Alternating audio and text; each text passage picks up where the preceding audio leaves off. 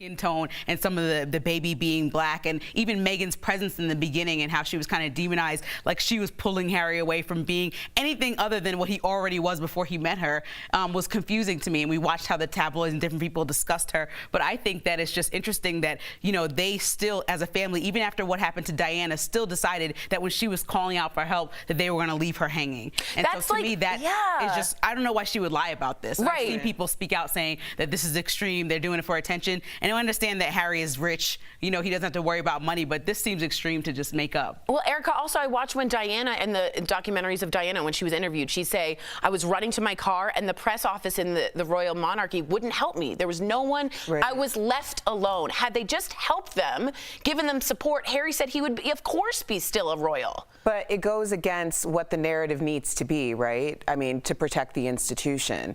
You had a woman who was given no support. She was never trained as to how to live this life. She excelled at her job from day one, an unpaid opportunity, by the way. And then what was the narrative? That she was bossy, that people that worked underneath her didn't like her. Well, how many of you at home love your boss? Okay, let's just be honest. So she has people working for her. I'm just saying, like, that's something people can relate to. She has people working for her. She's unpaid. So the two stories are that she's a terrible boss, essentially, and that there was a mix-up and someone cried over flower girl dresses. That was the dirt that they had on her. And you have to really ask yourself why that was so important to get that out there when there is a major scandal happening in the institution right now with Prince Andrew. So why is that what's being floated out in the media? Interesting point. Yeah, I thought that was fascinating. We're going to keep this up, you guys. So far, Team Meghan and Harry are overwhelmingly at 83%, the majority, but we're going to keep this up. Now, Oprah's tell-all interview with Meghan and Harry didn't end last night. So even more clips were revealed on CBS this morning. Take a look at these. You've had these conversations with your family members. They know why you left. So has anybody said, I'm sorry you had to make that move, or I'm sorry you felt that you had to do that because you felt we were not supporting you? No, sadly not. The feeling is that this was our decision, therefore the consequences are on us. Harry also talked about a canceled meeting with the Queen, his grandmother, after they announced they were stepping back in January of 2020. Take a look at this. Doesn't the Queen get to do what the Queen wants to do? No, when you're head of the firm, there is people around you that give you advice. Okay. And what has also made me really sad is some of that advice has been really bad. Well, Lindsay, what did you say? Meghan goes, Yeah, that sound, when a woman makes that sound. I'm not playing with y'all. Yeah, I didn't know the Queen wasn't the top. I think that's interesting. So after Meghan and Harry spilled all the tea, who do you think will take the blame among the royal family? He was very particular about the Queen protecting the Queen, his grandmother. He said he spoke to her a ton. He's never been closer. Even Meghan said she was really warm and kind. Who do you think this is landing on? To me, it's Charles and Philip. I'll just call it straight. I'm sorry, saying Charles, that it's William and Kate all the way. Well, I was saying Charles and William. Those are the two that I think he's talking about. What do you think? I think William certainly comes across as the weaker son. We made the noise. Because he is a part of. He went with the institution. Yes, he did. Harry has always kind of been rogue. You know, he's had a mind of his own, and it's something that is really, to me, when everyone was talking about, like, oh, when they were getting married and Meghan's this and that, whatever, I always saw him as someone who was marrying some semblance of his mother. There are some parallels that can absolutely be drawn there. And the idea that Meghan was so beloved, that first tour in Australia, you know, was very against the system because, as we know, she wasn't supposed to be the one who was beloved. So, and then Oprah also made mention this morning that she had a conversation with Meghan in 2018 where Meghan told her that she was instructed to be 50% of herself. Oh my God. So, and that's the thing, like in our society, we are so quick to tell someone to do a little bit less when we really should be telling other people to elevate themselves and do a little bit more. Well, Lindsay, that's what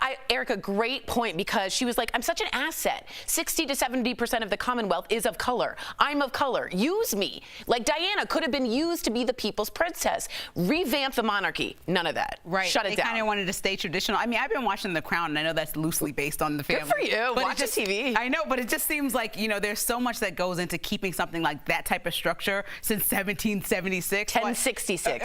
Okay. So 1066. So since then, you know, to keep it in the same structure for all this time, you know, obviously there's going to be problems and secrets. And so I think Meghan coming in, like I said, is just this jarring thing that nobody knew how to deal with. And she's just like, listen, I want to do my best. I want to show up. But I think everybody is instructed to be half of themselves. I mean, she couldn't be an actress. So them thinking that he went over here to get a girl who's not even from the UK is so offensive to everybody in the UK that they're more worried about how this looks than how somebody actually feels. Right. She said that. She says no one asks about the feeling. It's about how it looks. All right, final vote. 82% of you are now Team Meghan and Harry. Let me know in the comments if y'all changed your mind from that interview. Yes? Coming up on DBL, we're not done talking about Harry and Meghan's interview. Our resident Brit, Stephanie Jones, will be here to discuss how the UK is reacting. Plus, an accident changed one woman's life forever. But it's not stopping her from inspiring us with her incredible works of art. Look at this. Don't miss our series, Strong Women, Inside and Out. Closed cap.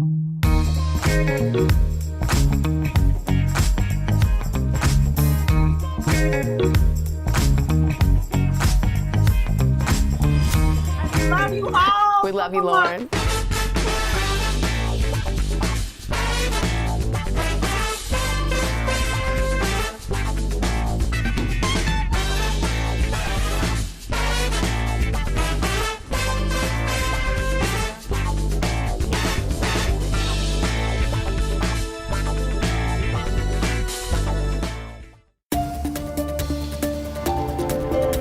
In 1910, Germany's Clara Zetkin served as leader of the Woman's Office for the Social Democratic Party.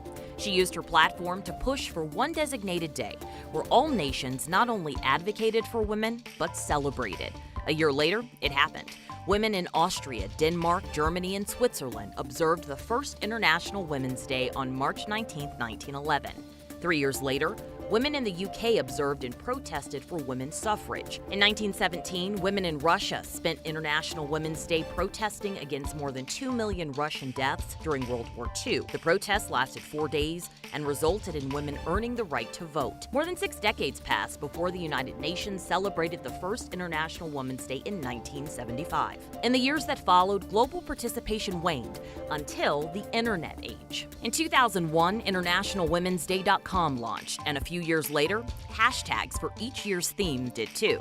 In 2011, President Barack Obama proclaimed March Women's History Month and encouraged Americans to celebrate the accomplishments of women throughout history. And this year, March 8th, 2021, International Women's Day is happening with the first ever woman as the Vice President of the United States. And that's Connecting the Dots. I'm Alexandra Lewis. DBL is all new every day. Don't look at me like with that face, because I'm telling you how I feel. I'm not buying his story. I'm already fired up. Good. Still in People out Congress. there watching who are appalled. You acted like I just said something crazy. I'm so far like in my head, I don't even know what's going on. alone. No, I'm just being honest. He's trying to get clout. I'm gonna wear a 10-gallon hat. Lucy would have been all over you, honey. Hey. Stick with us in 2021. We're going to have a great year.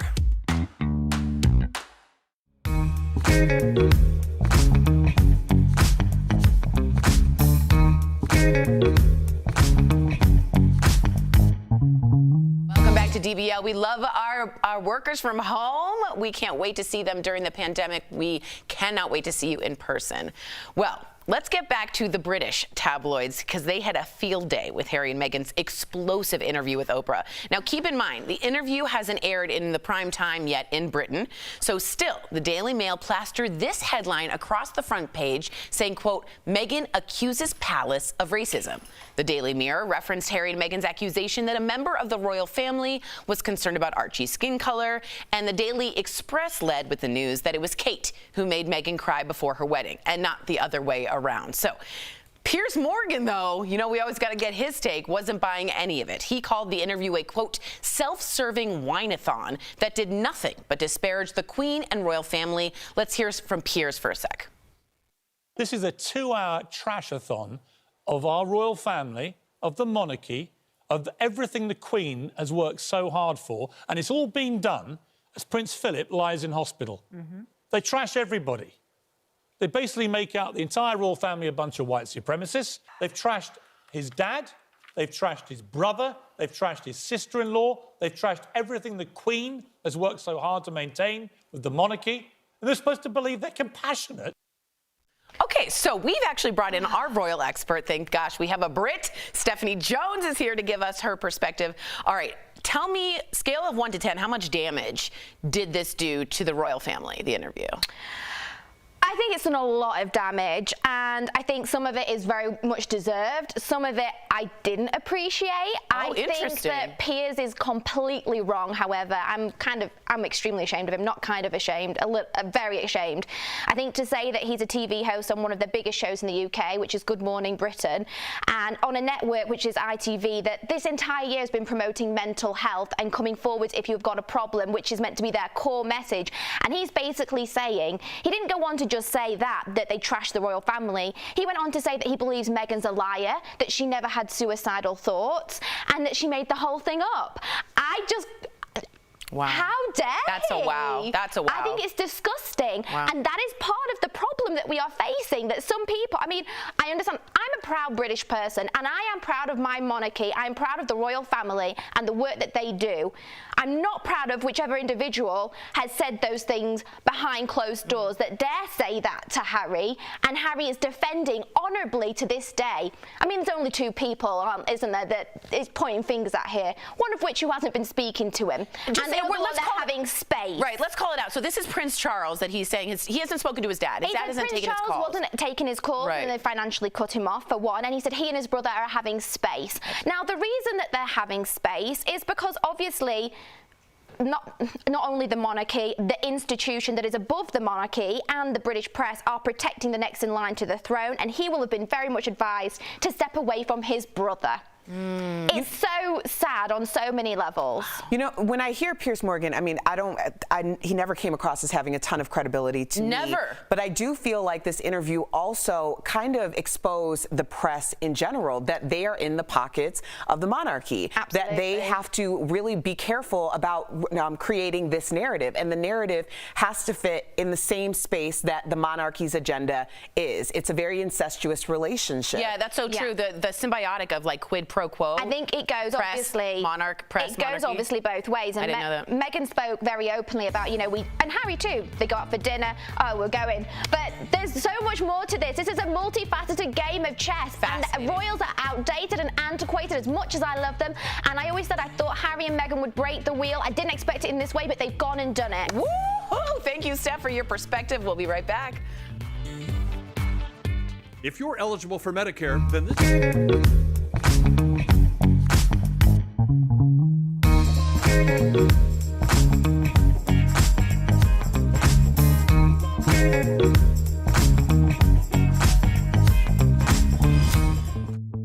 Maybe in 2020 you bought a new desk or upgraded your internet, but come tax day on April 15th, you may not be able to write off any of that. That's because unless you're self-employed like a freelancer or a contractor, you can't deduct home office expenses on your tax return. A few years ago, you could, but that changed with the Tax Cuts and Jobs Act of 2017. Now, people who get a paycheck or W-2 from an employer are not eligible for the deduction, even if you are working from home. So, if you spent money upgrading to a new chair, experts say the best thing to do is ask your employer to reimburse you for the money you spent. Some states do let you deduct unreimbursed employee business expenses on your state income tax returns. Unfortunately, Arizona is not one of them. You may be able to write off work from home costs if you work freelance, but only if you use part of your home regularly and exclusively for your work. The word exclusively is important. It means you have to have the entire room dedicated to your work. So no bed for those midday naps, and it can't be home to your new pandemic spin bike. And that's connecting the dots.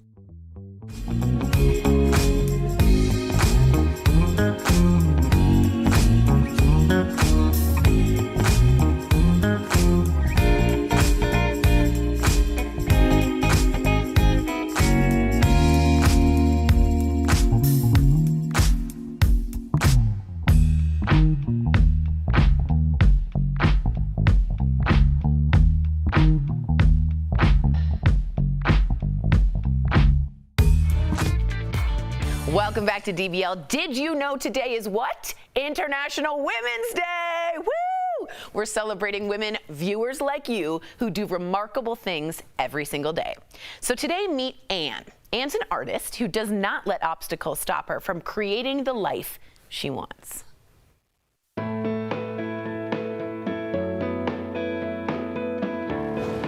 Hello, I'm Anne Ruth from Southern California. I come from a family of 4, and I'm the youngest. I'm a C12 quadriplegic, which means I don't have movement from my neck down, but I do have feeling. So I have to navigate my wheelchair with my chin, which is right in front of me. I became an artist after my gymnastics accident when I was 5-year-old. I started painting when I was around 7. A family friend taught me how to paint, and it's been a pleasure ever since. I've learned a lot, and I still have a lot to learn. So I paint with my mouth, which is different, but it's the way I do it. It's my new normal. I usually do landscapes, flowers, and seascapes. I'm doing a lot more abstract now than I've ever done before. I find art that is very healing and enjoyable, because when I paint, I'm so present in the moment. Most of the time it turns out, sometimes it doesn't. And you gotta give yourself that leeway to know that it's okay that it doesn't work out. But as long as you like the outcome, that's all that matters. It's been at times a challenge. So I'm very grateful for God, family, and friends who have helped me so much through my life. But I couldn't have done it without them. But I certainly have not done it on my own. To me, a strong woman is something that's positive and resilient, but has a big heart, is caring, kind, and has a big emphasis on kindness matters, and is always positive, and realizes laughter is the best medicine, and that can get you through most anything.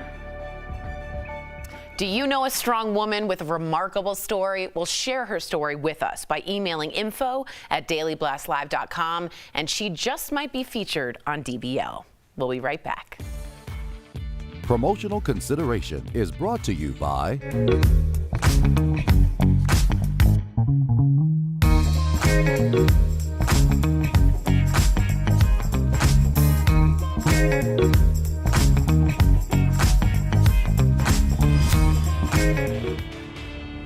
Our team here on Verify is all about sticking to the truth and getting you the facts. And there's a lot of information swirling online about digital passports. American Airlines is using this one, Verify, and several others are testing prototypes that could be out in just months. A viewer texted the team asking whether they'll be able to travel if they don't get vaccinated. Let's verify. Our researchers started by looking at 4 health apps that are currently in development. In a nutshell, here's how it all works. After you get vaccinated, you can upload the results into the app. The app will then check what the requirements of where you're headed to make sure they match. Only then will you be able to travel. So it's not the airlines who are making the rules. It all depends on local governments and their country requirements. Airlines, just like us passengers, need to follow the rules. One resource you could use is the State Department's website. A spokesperson said they're working in a partnership with the CDC and say, if you travel, just remember that COVID's not over yet. Quote, the department continues to strongly recommend U.S. citizens exercise caution when traveling abroad due to the unpredictable nature of the pandemic. Ultimately, though, just check the requirements of where you're headed. A spokesperson for the International Air Transport Association told us in part, entry requirements may change quite often, and unfortunately, there is little to no coordination among governments on this. Right now, there are very few countries currently allowing only vaccinated travelers, although that could change as more people become immunized. We should note that several countries do require a negative COVID-19 test before you can enter, and that includes the United States. With your Verify, I'm Evan Kozlov, 5 on your side.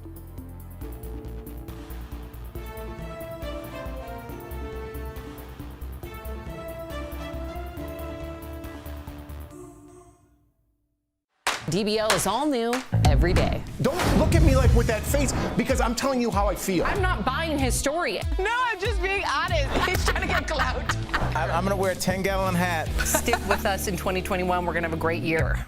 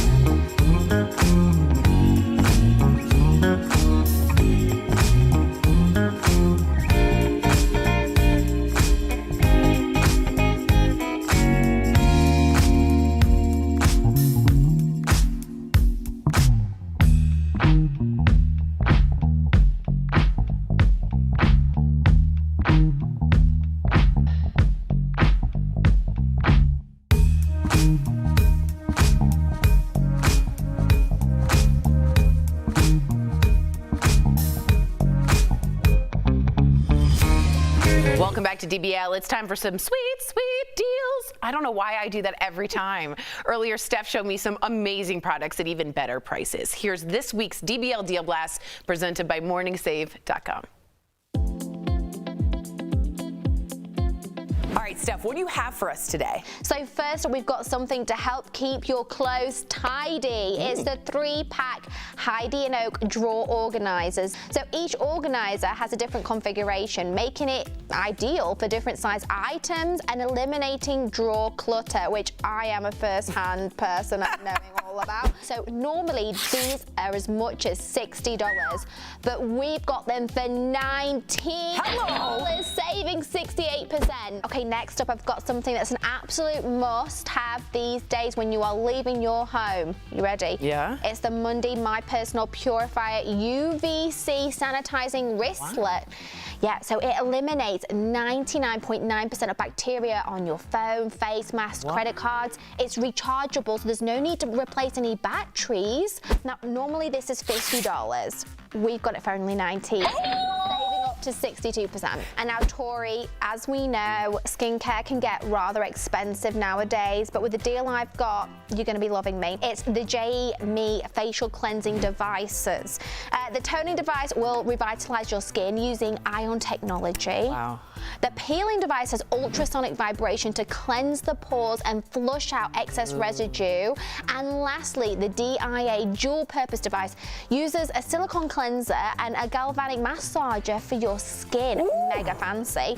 Normally, it's as much as $80 to $120, but we've got them for $29, saving up to 76%. And for the last deal today, it is the JVC Deep Bass Wireless XX headphones with a protective case. So these headphones have a sweat-proof design and are great for enjoying your workout with an uplifting rhythm and dynamic sound. And normally they're $50 each, but we have them for $15, saving up to 70%. So these are all amazing deals. Head on over, y'all, to morningsave.com to snag these amazing deals at the lowest prices. You heard those prices. You can even visit morningsave.com right on your smartphone. Thank you so much, Steph. Okay. All right, sorry. We are really into the discussion. I'm so sorry about Prince Meghan and Prince Harry and Meghan. A lot of you writing in, they also like the chicken sign, Harry's chicken. I wanted a hoodie. Someone wrote in they wanted a chicken. You know his little chicken hen scoop? Archie's. Archie's, yeah. No, I thought it said, did it say Archie's? Yeah. Oh. We were also just letting you know that they did say that they're having a baby girl, and I think it'd be so nice if they named her something like Diana. Oh, yeah. I think that'd be a really wonderful, touching moment. This was haunting. Archie's favorite phrase is drive safe. I know! Diana's speaking, y'all. She is speaking. Wow. DBL's new every day. We'll see you same time, same place tomorrow. Whoa.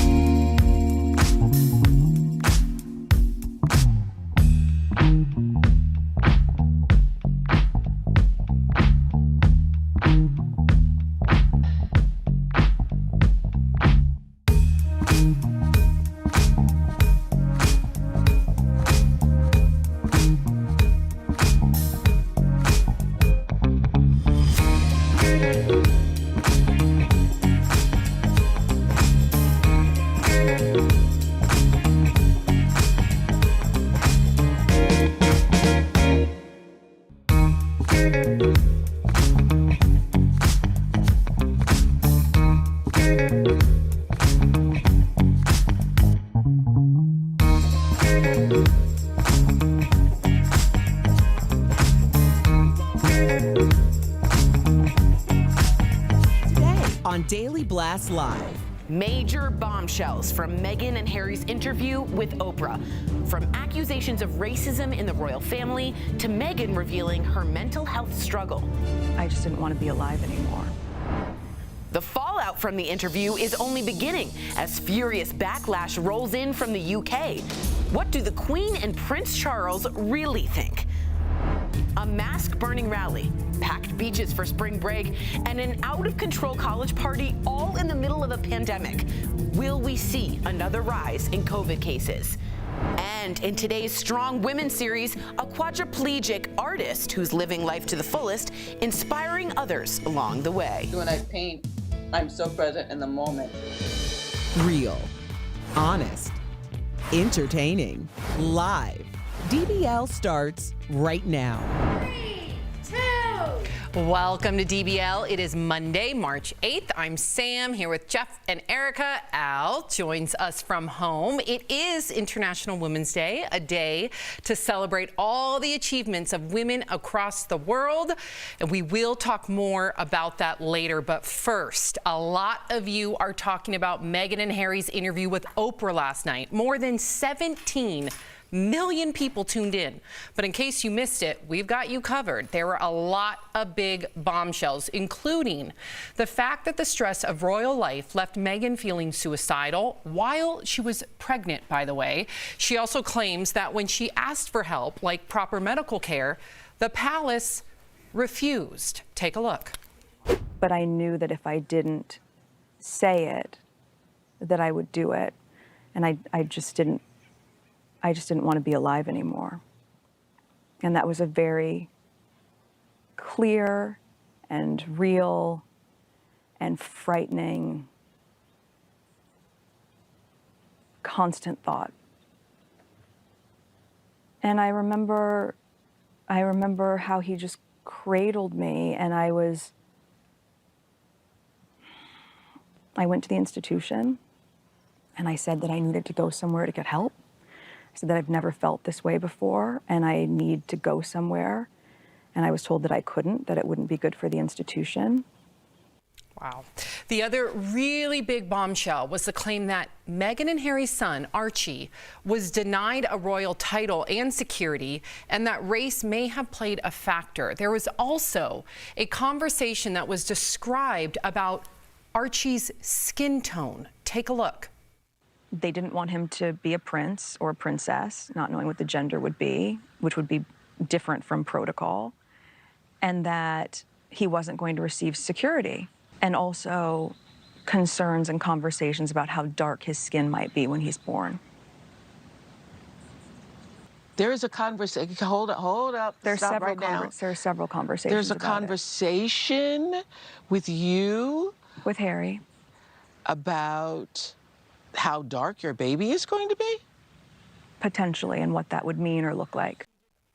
Shocking. Oprah revealed more about this conversation between Harry and a senior member of the royal family on CBS this morning, saying Harry told her it wasn't his grandma, the Queen, or Prince Philip. Now, there's a lot to unpack with just these two big bombshells. And of course, we're only getting one side of the story here, but DBL Nation, we always want to hear from you. We want to know what you think. Whose side are you on, Meghan and Harry or the royal family? Go to dblvote.com to weigh in.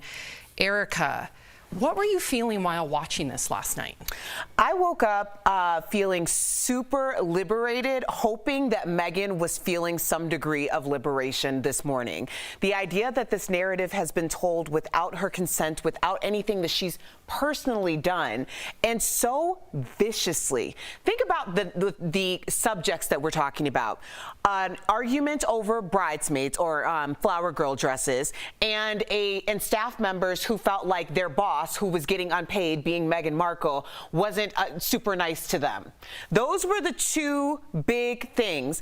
And that's what the press wrote about during a time when there's a major scandal with Prince Andrew and his pedo friends. So the idea that these were the narratives that were spun and to vilify her, and the reason why, when they talk about Australia, that was so important, because what happened, it was very reminiscent of Diana, when people were like, this is the people's princess. We see ourselves in her.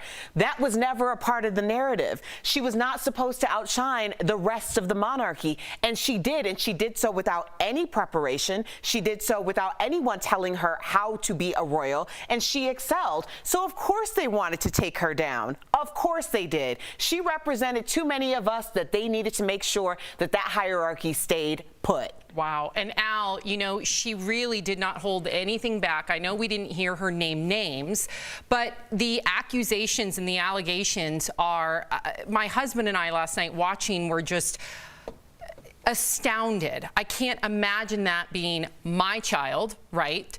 I can't imagine being a person of color. And what did you think when you watched this? Well, I think that's just, Sam, you hit it right on the head. You can't imagine.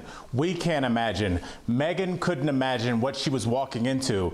And what we need to remember before we really get into this, guys, is with every job, we've even made it a national mandate that every company has to let its employees leave at some time, at 5 o'clock, on the weekends, 2 weeks during the holidays. What Meghan Markle walked into was a 24/7 cosplay situation in which she was playing the part of a princess, and she could not shut the machine off. When she asked for help, the machine said no. When she said, I'm going to have a black child, the machine said, well, we'll see about that, and then we're going to take away your protections, and we're going to expose you to this media that is like a pit bull on a chain chomping at a fresh piece of meat. So what we saw was somebody, and I hope this is what our viewers can take away from it, somebody that advocated for themselves, advocated for somebody that they loved, and stepped away from a situation that was going to end terribly. So good on them. And a reminder to go to dblvote.com. Voting will stay open the whole segment, and we will update the results later. 80% right now say Team Meghan and Harry. Now, Jeff, meantime, even more clips of Oprah's interview aired on CBS this morning. I want you to take a look.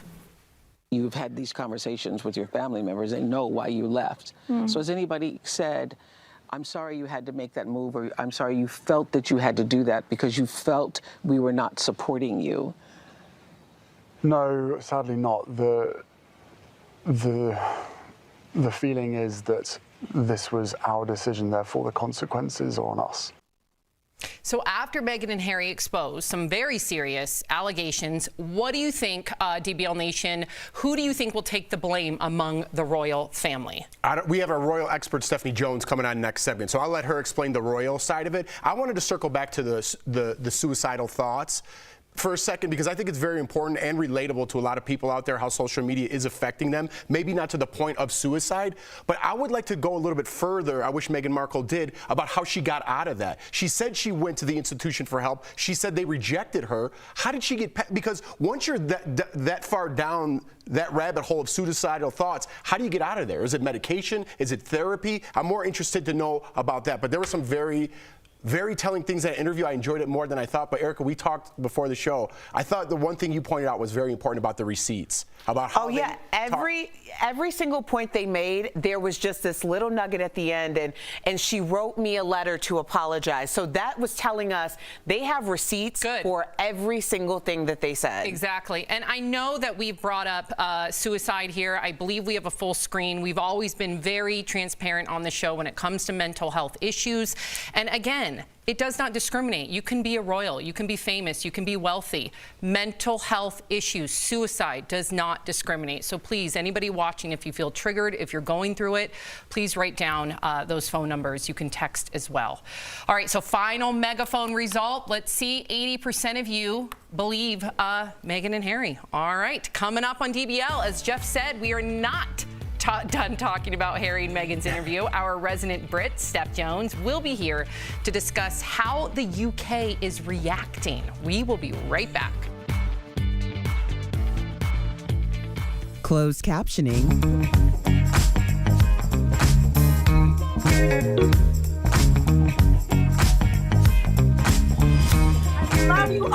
love you, Lauren.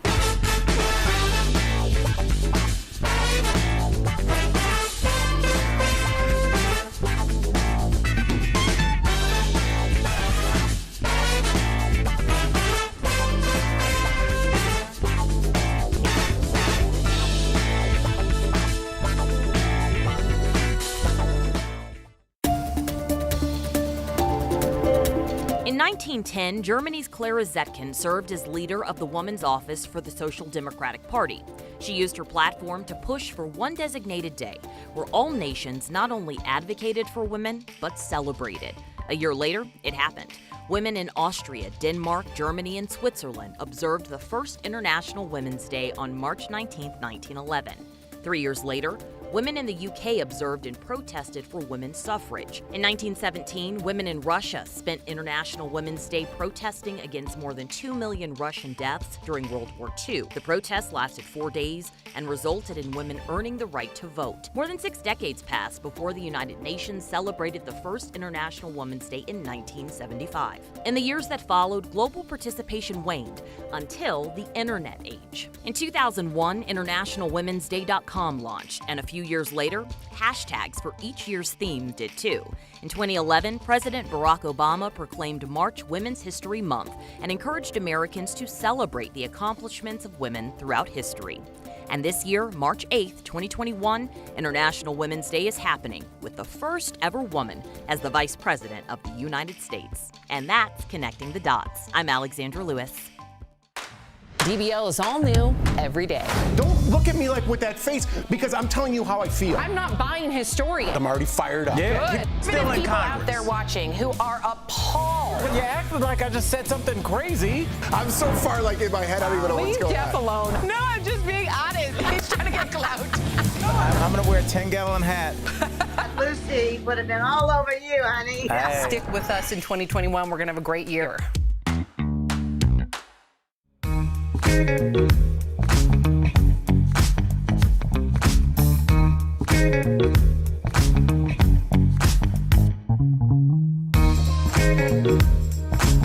Welcome back to DBL. Well, the British tabloids had a field day with Harry and Meghan's explosive interview with Oprah. Keep in mind, the interview has not yet aired in Britain. Still, the Daily Mail plastered this headline across its front page saying, quote, Meghan accuses palace of racism. The Daily Mirror referenced Harry and Meghan's accusation that a member of the royal family was concerned about Archie's skin color.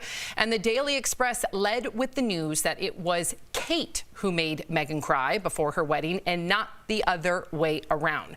But Piers Morgan wasn't buying any of it. He called the interview a self-serving whine-a-thon that did nothing but disparage the Queen and the royal family. Have a listen. This is a 2-hour trash-a-thon of our royal family, of the monarchy, of everything the Queen has worked so hard for, and it's all been done as Prince Philip lies in hospital. They trash everybody. They basically make out the entire royal family a bunch of white supremacists. They've trashed his dad, they've trashed his brother, they've trashed his sister-in-law, they've trashed everything the Queen has worked so hard to maintain with the monarchy. And they're supposed to believe they're compassionate. Well, we brought in our royal expert, Stephanie Jones, to give us her perspective. So, Steph, what did you make of the interview, and how much damage do you think this will cause to the royal family? Oh my gosh, can I start with Piers Morgan first? Yes. Because to me, that's the most crucial at this exact moment in time. So I like Piers. I've met Piers on a personal basis, but this was completely outrageous. He's known for being very outlandish with his comments, and this time he's taken it way too far. I think it's very ironic because he works on the biggest morning show in the United Kingdom, and he is the face of that, along with Suzanne, who we saw him with.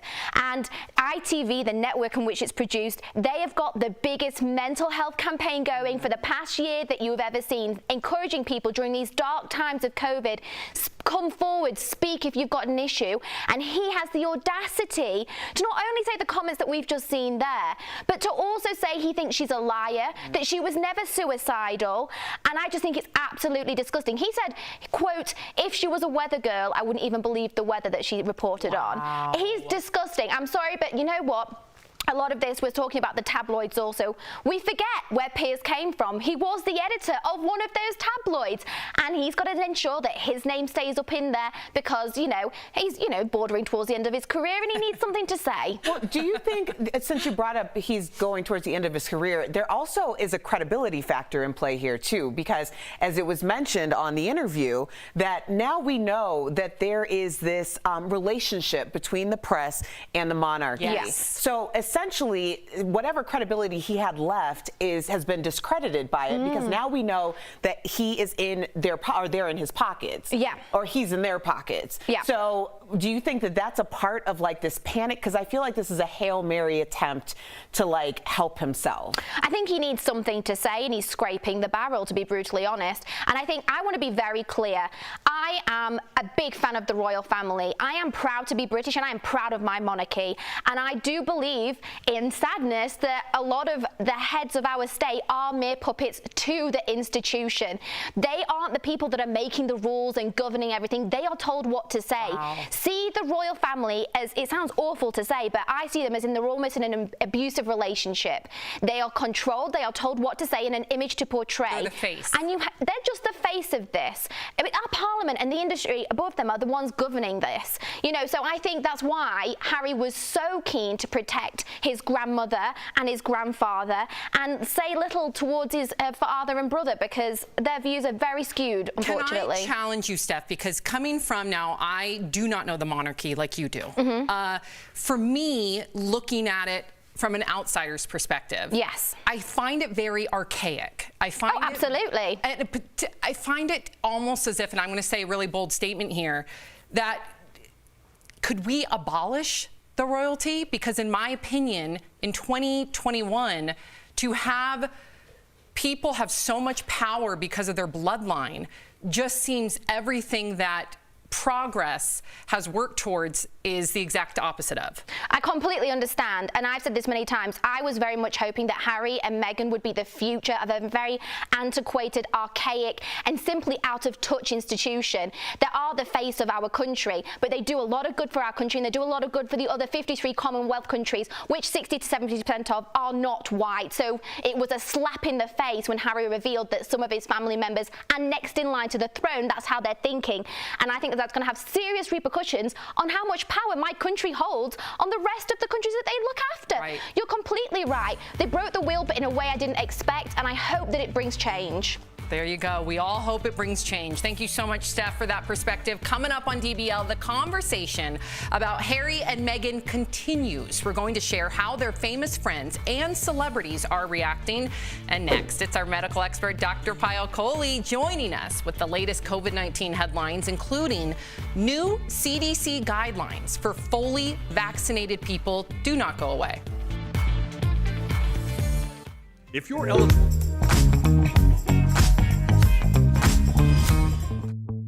Maybe in 2020 you bought a new desk or upgraded your internet, but come tax day on April 15th, you may not be able to write off any of that.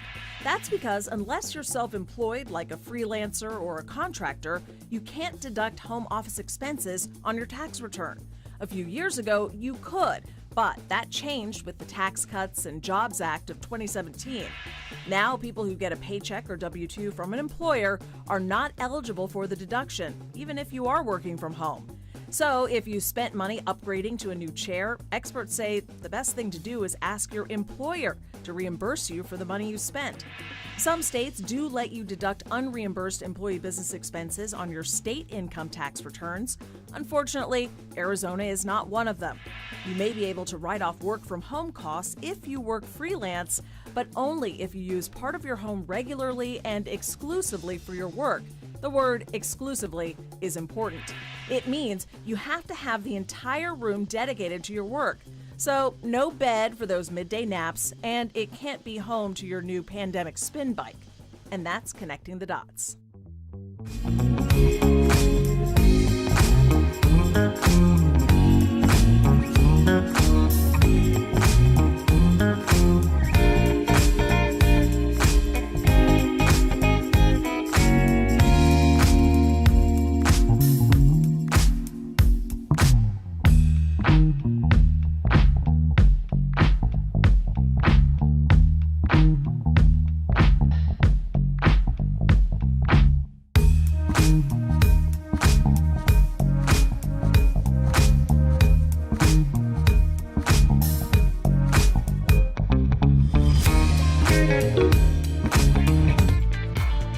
Welcome back to DBL. So this week marks another milestone in the pandemic. It's been a year since we went into lockdown. Can you believe it?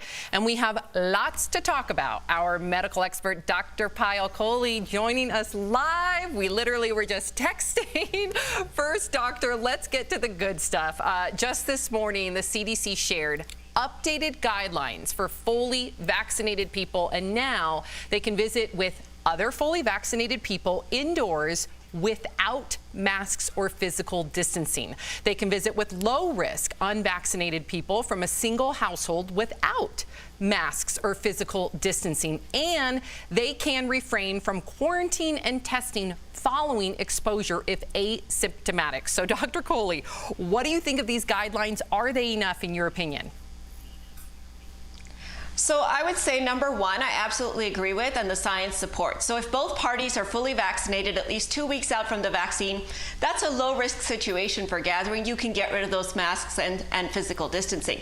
But number two and number three, I have serious issues with. So number two says that you can have unvaccinated people in the mix as long as they're low risk.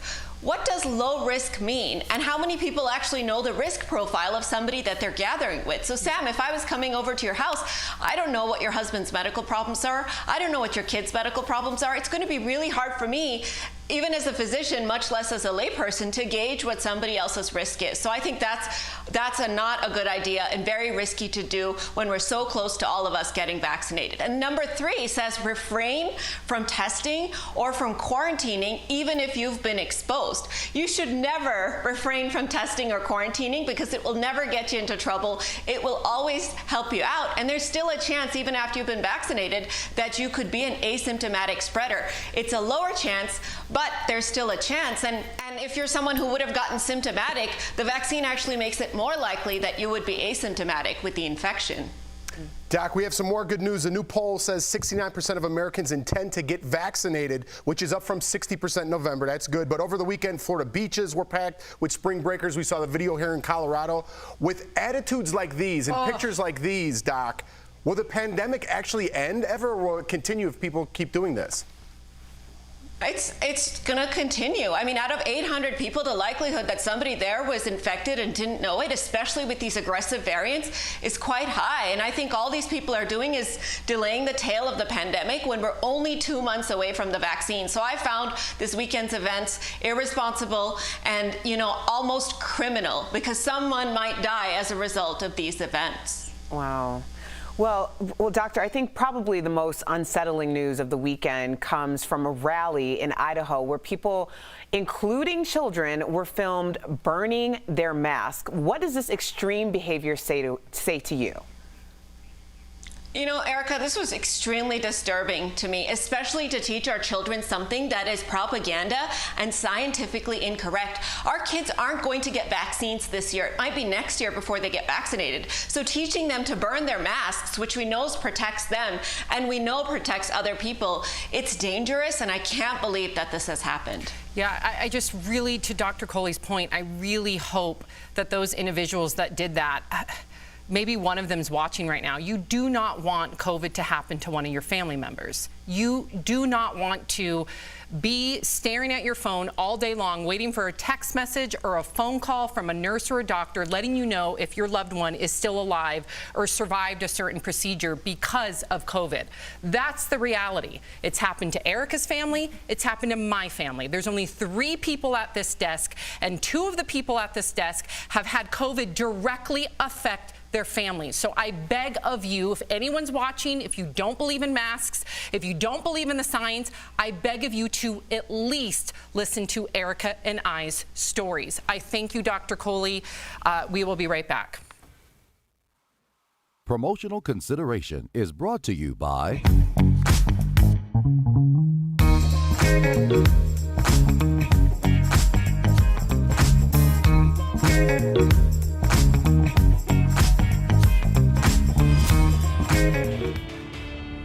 Our team here on Verify is all about sticking to the truth and getting you the facts. And there's a lot of information swirling online about digital passports. American Airlines is using this one, Verify, and several others are testing prototypes that could be out in just months. A viewer texted the team asking whether they'll be able to travel if they don't get vaccinated. Let's verify. Our researchers started by looking at 4 health apps that are currently in development. In a nutshell, here's how it all works. After you get vaccinated, you can upload the results into the app. The app will then check what the requirements of where you're headed to make sure they match. Only then will you be able to travel. So it's not the airlines who are making the rules. It all depends on local governments and their country requirements. Airlines, just like us passengers, need to follow the rules. One resource you could use is the State Department's website. A spokesperson said they're working in a partnership with the CDC and say, if you travel, just remember that COVID's not over yet. Quote, the department continues to strongly recommend U.S. citizens exercise caution when traveling abroad due to the unpredictable nature of the pandemic. Ultimately, though, just check the requirements of where you're headed. A spokesperson for the International Air Transport Association told us in part, entry requirements may change quite often, and unfortunately, there is little to no coordination among governments on this. Right now, there are very few countries currently allowing only vaccinated travelers, although that could change as more people become immunized. We should note that several countries do require a negative COVID-19 test before you can enter, and that includes the United States. With your Verify, I'm Evan Kozlov, 5 on your side.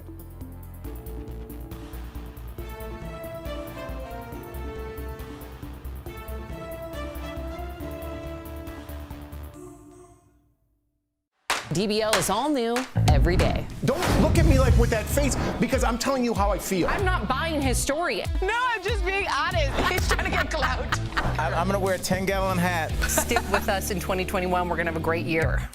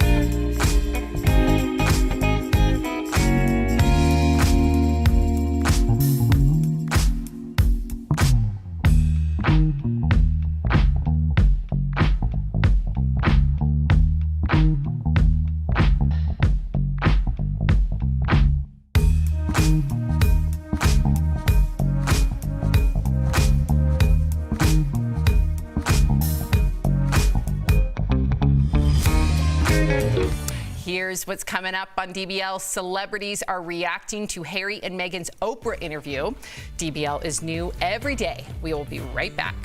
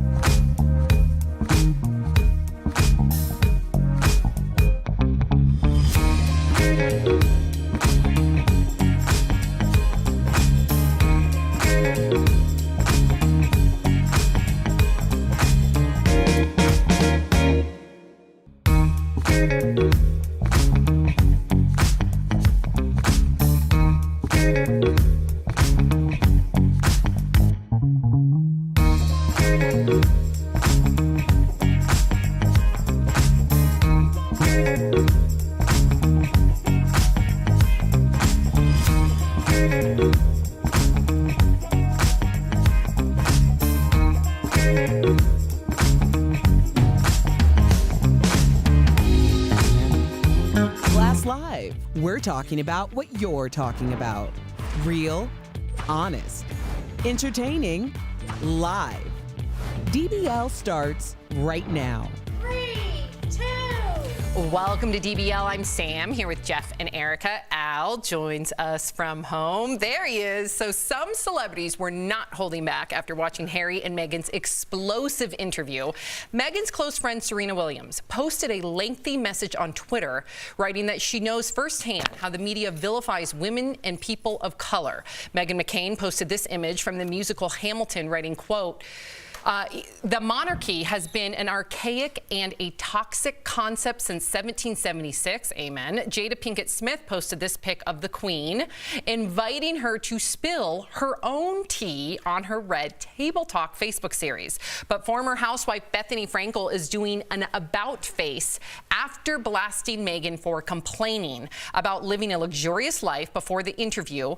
After watching, Bethany did apologize. She says, quote, I'm a polarizing, unfiltered, flawed person with a voice. When I heard of the interview during a pandemic, it felt like a surprising choice. I'm sorry if it hurt or offended you.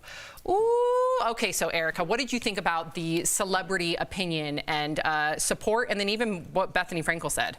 Well, I wasn't surprised. Obviously, I believe that Serena Williams and there's a few other celebrity friends that Meghan have been wanting to speak for quite some time, and now this is an opportunity to do so. As far as Bethany Frankel, I think that she just basically she's tried to go to book club without reading the book. Yes, and I mean, you know, that's great analogy. That's what it was, and I mean, I think that anybody can think of times where you've used the context of your own life to talk about something else. For her, she gets that poor little rich girl thing, which she probably feels some type of way because, you know, she wasn't always rich, and she tried to apply that to Meghan's situation, and it just didn't fit. So, I mean, I'm not saying cancel her. I'm just saying it's something that we all have probably done or experienced in some capacity. And it goes a little bit deeper. Bethany dated Meghan Markle's ex-husband for quite some time. So, girl, there may be some.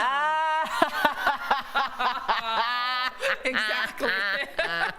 Sam, you should have led with that. What? Go ahead, Al. You should have led with that. That's the most important. That now everything makes sense. Yeah. Exactly. Wow. So, Jeff, chime in. No, I don't care what celebrities have to say. I watch myself and formulate my own opinion. I don't really care if you're a great painter, what your thoughts are. Speaking of British controversy, Al, Burger King in the UK has come under fire over a tweet. Now, I saw this tweet, and it made me keep scrolling because it appears sexist. The fast food chain tweeted out, quote, women belong in the kitchen. So today is International Women's Day. That's when they tweeted it. But then it followed that tweet up with two other tweets promoting its new scholarship program that will help female employees pursue their culinary dreams. Still, some people thought that the tweet was sexist and wanted Burger King to delete it, but Burger King says it won't because the tweet is getting attention and the overall message is positive. So, okay. Brilliant. I think so too. Brilliant. But at first I was offended, let me tell you. And then I scrolled and I said, Sam, that's the whole point. That's the whole point. Yeah, it gets us talking about it. You know, I remember there used to be a billboard in LA, and you drive past it, and it said, "Your wife is hot." And then when you looked at it more, it said, so you should call our air conditioning company. But it makes you stop and look at it. There's another T-shirt that I think Tori Shulman owns. It says, "Women belong in the House and the Senate." And it's a way to get you to stop to be like, what? And then you're like, oh, that's really cool. So that's what Burger King did. I'm glad they didn't back down and delete the tweet. Yeah, I love it just for the fact that people are so offended these days about everything. They won't even finish the article or what they're reading. It's just click headlines, and they're all over it, not knowing that they look like fools after reading the whole thing and that this was actually a positive thing all along. I love it. I hope more ads come out like this because it's making people really stop and be like, wow, I am an idiot. And it's educating them, right? I believe that the tweet said 20% of chefs are women. So they want to make sure that, you know, that they can somehow fulfill that disproportionate percentage. And scholarship programs? Yes. Great, brilliant. Great. Okay, so Erica, cancel culture is coming after some classic cartoon characters. Remember this guy? Hello, pot pie. How about a date? All right, Sherry. The courtship is over. Oh, the adoration. Oh, the je vous adore. Pepe Le Pew won't be returning to the Space Jam sequel this summer. His scenes were filmed back in 2019, but were cut from the final film. Recently, a New York Times article slammed the character for adding to rape culture, but it had nothing to do with the decision to cut Pepe. Now, that same article also took issue with Speedy Gonzalez for promoting negative stereotypes about Mexican culture. What do you think? Have a look.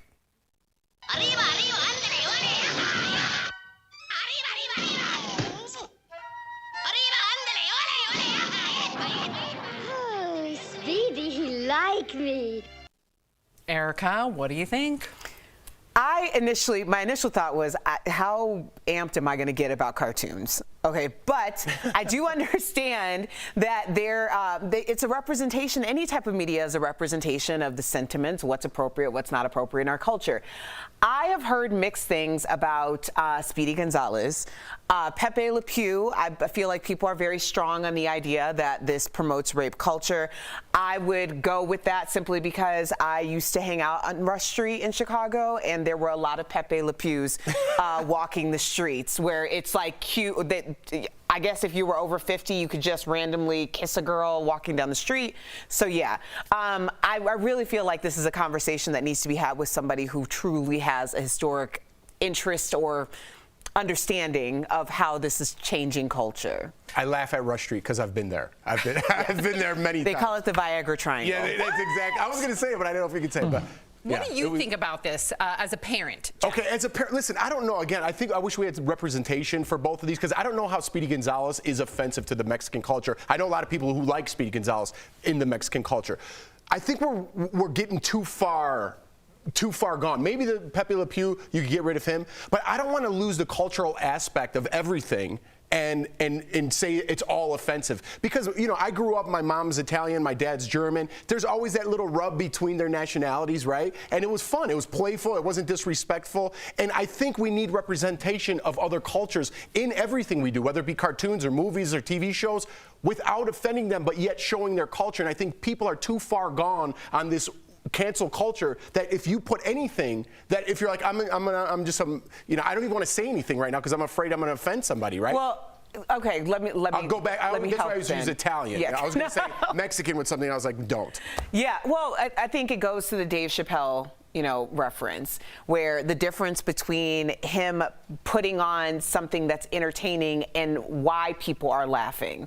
It's the difference between laughing because you're a part of the joke or laughing because you are the joke. Good point. And I think that's where you can really kind of decide where that line is. Yeah. And, you know, Al, as a parent, and I'm curious to hear your perspective as a parent of 3 kids, I know that Sophie doesn't watch anything but cartoons. So her first shaping of her mind, if you will, would be watching a cartoon. And thank goodness there's so many incredible examples out there, from Doc McStuffins to Blaze, which is about kind of like a STEM show. So if she watched Pepe Le Pew, I don't want her mind to think that that's okay for people to treat women that way or girls that way, even though it's 2 skunks or a skunk and a cat. I mean, I do think that it makes an impression on them. So I'm glad Pepe's out of here. Pepe. It is, but Sam, I have some good news. I don't know who you were talking about, but yeah. Peppa Pig is canceled. The good news is don't cancel Peppa Pig. Peppa Pig's amazing. Sorry, I'm sorry. Go ahead. Oh, nobody's canceling Peppa Pig. I don't think any of our viewers, including myself, knows how big Peppa is. Peppa is as big as you can get in the cartoon world, so Peppa ain't going anywhere. Good. But Pepe is. And don't forget, we're talking about canceling. And Erica, you brought it up, and I thought this is where you were going with it, talking about Dave Chappelle.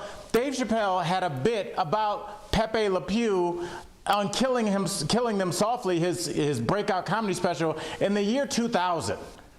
People laughed at that joke 21 years ago because we all realized 21 years ago that behavior is ridiculous. That's why Pepe is not that big anymore. So I think that things get canceled just because we don't think that way anymore. So 20 years ago we knew it was ridiculous. Our kids know it's ridiculous. Don't worry, Sam. You've raised your kids very well. I know this. And Sophie would know it's ridiculous too. Yes, she would. She'd be like, What is this skunk doing? She would, Sam. Of course She's she would. grown up in your house. What do you think? You haven't had an influence on how she looks at things? Like one cartoon is going to undo what you've done, you and Mark have done? Thank you, You've done Al. your work. That's cement. Y'all got that. I love you. Coming up on DBL, I love you too. Meet an artist unlike any other, a woman who's creating magnificent works of art despite her disability. Why she's the true definition of a strong woman inside and out. And let's check in with our co-workers. There they are, tuning in from home while they're working. When COVID is behind us, we cannot wait to reunite in the studio. We'll be right back.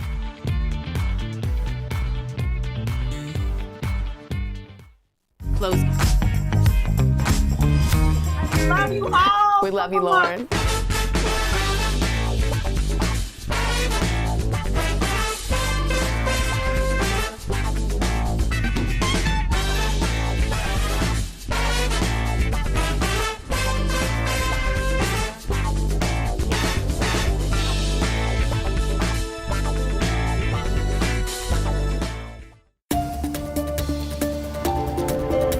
In 1910, Germany's Clara Zetkin served as leader of the Woman's Office for the Social Democratic Party. She used her platform to push for one designated day where all nations not only advocated for women, but celebrated. A year later, it happened. Women in Austria, Denmark, Germany, and Switzerland observed the first International Women's Day on March 19, 1911. 3 years later, women in the UK observed and protested for women's suffrage. In 1917, women in Russia spent International Women's Day protesting against more than 2 million Russian deaths during World War II. The protests lasted 4 days and resulted in women earning the right to vote. More than 6 decades passed before the United Nations celebrated the first International Women's Day in 1975. In the years that followed, global participation waned until the Internet age. In 2001, InternationalWomen'sDay.com launched, and a few years later, hashtags for each year's theme did too. In 2011, President Barack Obama proclaimed March Women's History Month and encouraged Americans to celebrate the accomplishments of women throughout history. And this year, March 8th, 2021, International Women's Day is happening with the first ever woman as the Vice President of the United States. And that's Connecting the Dots. I'm Alexandra Lewis. DBL is all new every day. Don't look at me like with that face, because I'm telling you how I feel. I'm not buying his story. I'm already fired up. Yeah. Good. Still There are in people Congress. out there watching who are appalled. Well, you acted like I just said something crazy. I'm so far like in my head, I don't even know what's Leave going Jeff on. alone. No, I'm just being honest. He's trying to get clout. I'm gonna wear a 10-gallon hat. Lucy would have been all over you, honey. Hey. Stick with us in 2021. We're going to have a great year.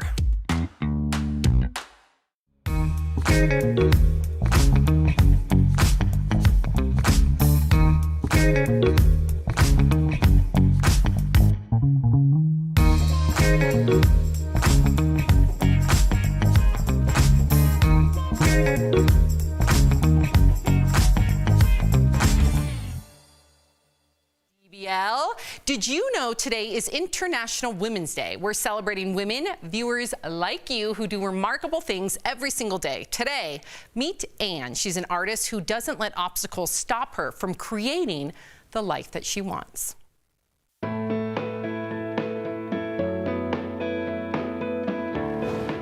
Hello, I'm Ann Ruth from Southern California. I come from a family of 4, and I'm the youngest. I'm a C1-2 quadriplegic, which means I don't have movement from my neck down, but I do have feeling. So I have to navigate my wheelchair with my chin, which is right in front of me. I became an artist after my gymnastics accident when I was 5-year-old. I started painting when I was around 7. A family friend taught me how to paint, and it's been a pleasure ever since. I've learned a lot, and I still have a lot to learn. So I paint with my mouth, which is different, but it's the way I do it. It's my new normal. I usually do landscapes, and flowers, and seascapes. I'm doing a lot more abstract now than I've ever done before. I find art that is very healing and enjoyable, because when I paint, I'm so present in the moment. Most of the time it turns out, sometimes it doesn't. And you gotta give yourself that leeway to know that it's okay that it doesn't work out. But as long as you like the outcome, that's all that matters. It's been at times a challenge. So I'm very grateful for God, family, and friends who have helped me so much through my life. But I couldn't have done it without them. But I certainly have not done it on my own. To me, a strong woman is something that's positive and resilient, but has a big heart, and is caring, kind, and has a big emphasis on kindness matters, and is always positive, and realizes laughter is the best medicine, and that can get you through most anything. Do you know a strong woman with a remarkable story? Share her story with us by emailing info@dailyblastlive.com, and she just might be featured on DBL. We'll be right back. We all know that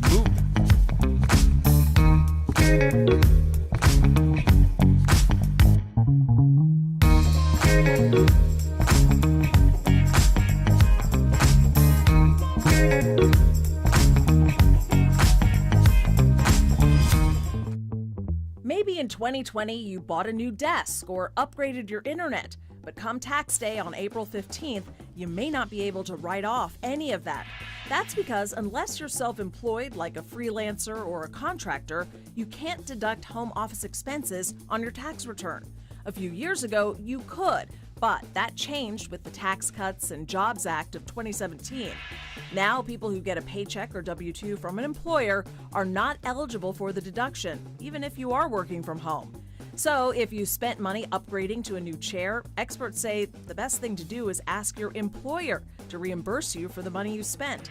Some states do let you deduct unreimbursed employee business expenses on your state income tax returns. Unfortunately, Arizona is not one of them. You may be able to write off work from home costs if you work freelance, but only if you use part of your home regularly and exclusively for your work. The word exclusively is important. It means you have to have the entire room dedicated to your work. So no bed for those midday naps, and it can't be home to your new pandemic spin bike. And that's connecting the dots.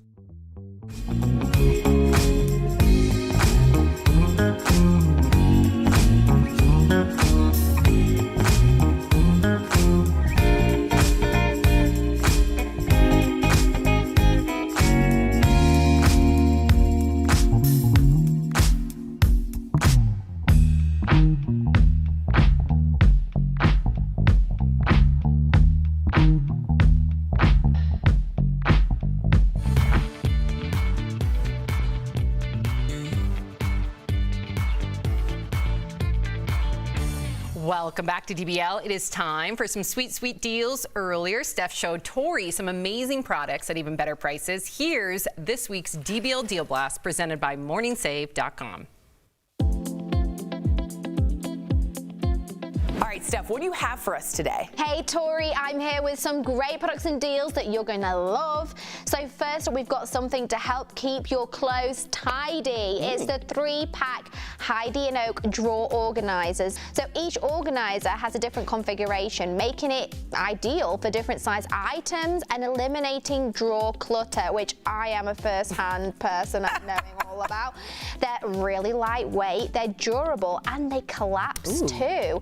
And an added bonus is that they're available in different color sets. So normally these are as much as $60, but we've got them for $19, saving 68%. That's unbelievable. Yeah, you and I, can I just be honest, we have some drawer clutter problems. Oh, Lord. We do. So I think this might be a present we give each other. How about that? You know, I would love this, and I'd like to put like a pair of socks in each one. I was going to say socks are a mess. You don't even want to know. Yeah, socks everywhere, but this is going to make it look a bit tidier. And I like the colors. Oh, I do like the pink one. Okay, next up, I've got something that's an absolute must-have these days when you are leaving your home. You ready? Yeah. It's the Monday My Personal Purifier UVC Sanitizing Wristlet. Yeah, so it eliminates 99.9% of bacteria on your phone, face masks, credit cards, and anything else that you can put inside. Look at this, it's so snazzy. And then you just, crazy. I know, you just connect the USB cord to the UVC light and activate, and it starts sanitizing. It's rechargeable, so there's no need to replace any batteries. Now, normally this is $50.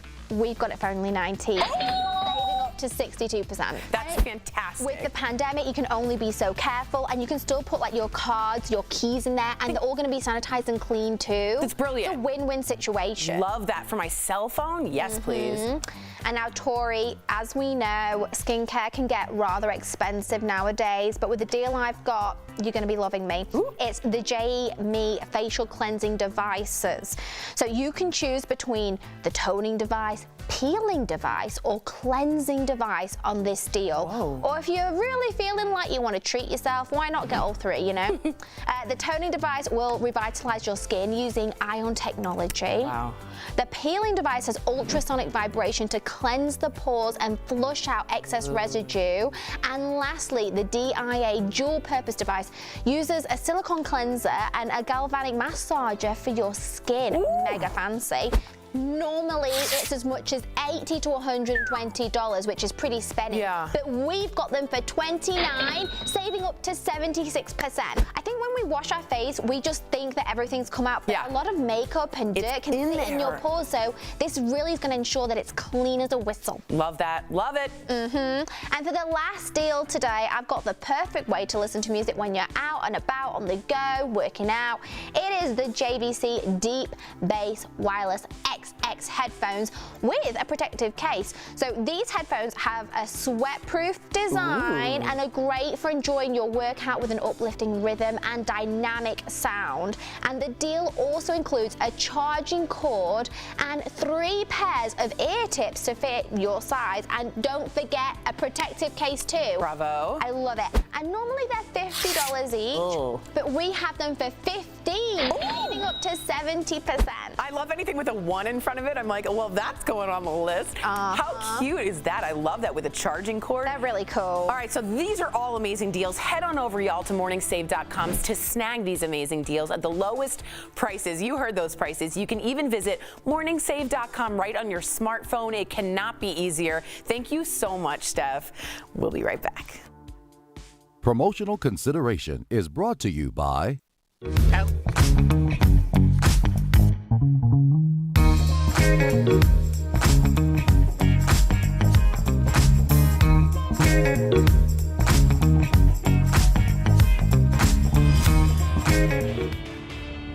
Our team here on Verify is all about sticking to the truth and getting you the facts. And there's a lot of information swirling online about digital passports. American Airlines is using this one, Verify, and several others are testing prototypes that could be out in just months. A viewer texted the team asking whether they'll be able to travel if they don't get vaccinated. Let's verify. Our researchers started by looking at 4 health apps that are currently in development. In a nutshell, here's how it all works. After you get vaccinated, you can upload the results into the app. The app will then check what the requirements of where you're headed to make sure they match. Only then will you be able to travel. So it's not the airlines who are making the rules. It all depends on local governments and their country requirements. Airlines, just like us passengers, need to follow the rules. One resource you could use is the State Department's website. A spokesperson said they're working in a partnership with the CDC and say, if you travel, just remember that COVID's not over yet. Quote, the department continues to strongly recommend U.S. citizens exercise caution when traveling abroad due to the unpredictable nature of the pandemic. Ultimately, though, just check the requirements of where you're headed. A spokesperson for the International Air Transport Association told us in part, entry requirements may change quite often, and unfortunately, there is little to no coordination among governments on this. Right now, there are very few countries currently allowing only vaccinated travelers, although that could change as more people become immunized. We should note that several countries do require a negative COVID-19 test before you can enter, and that includes the United States. With your Verify, I'm Evan Kozlov, 5 on your side.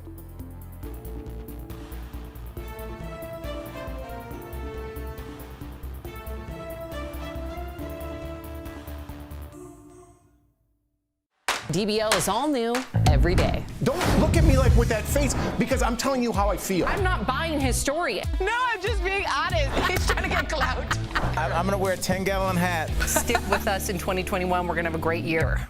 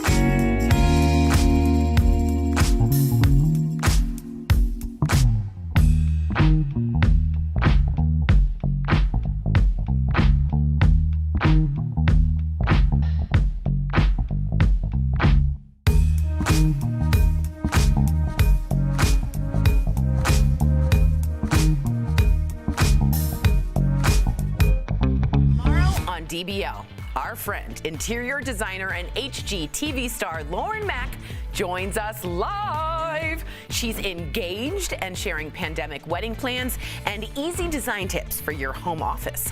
That's tomorrow, right here on DBL. Welcome back to DBL. Al is still here. Okay, we have so many comments in regard to the royals. So Cheryl says, I saw the interview. I believe they were treated differently than others in the royal family. It was all or nothing. Luana says, I definitely believed everything she said. Serena says, I knew race was an issue.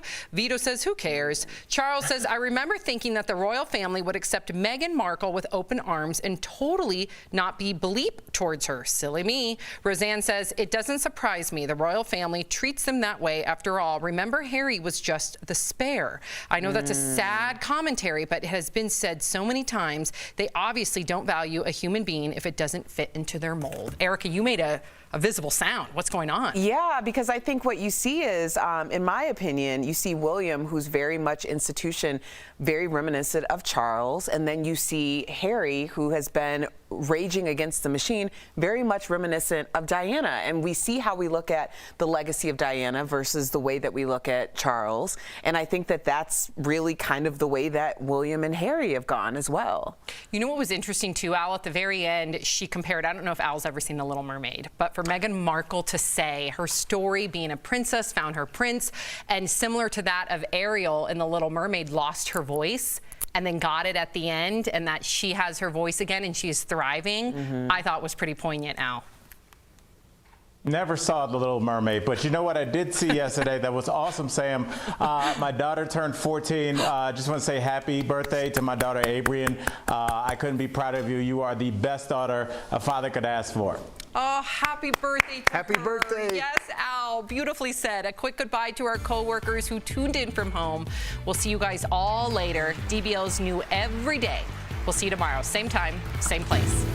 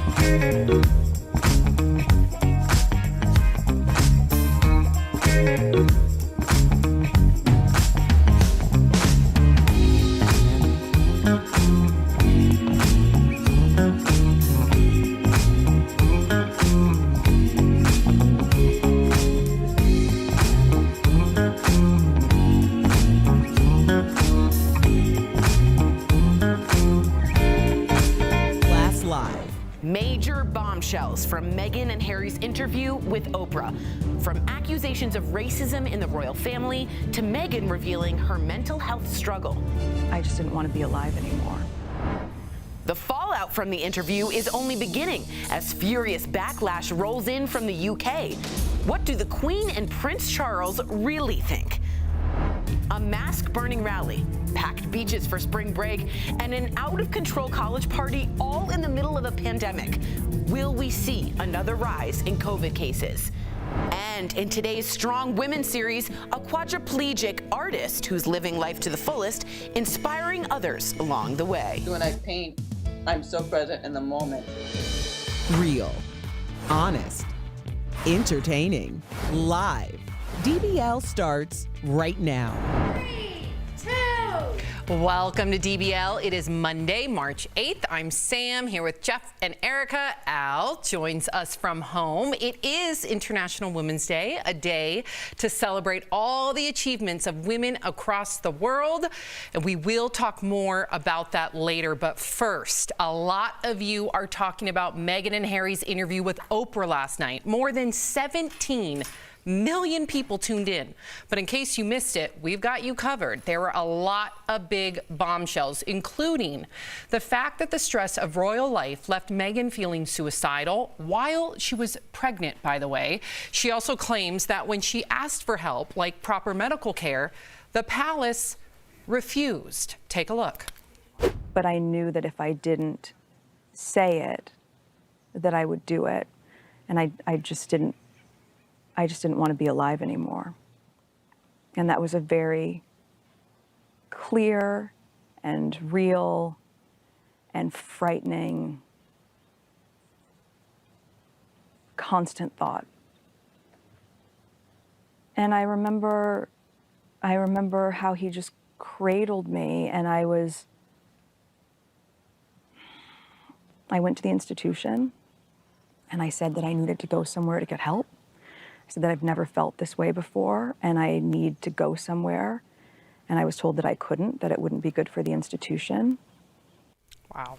The other really big bombshell was the claim that Meghan and Harry's son, Archie, was denied a royal title and security, and that race may have played a factor. There was also a conversation that was described about Archie's skin tone. Take a look.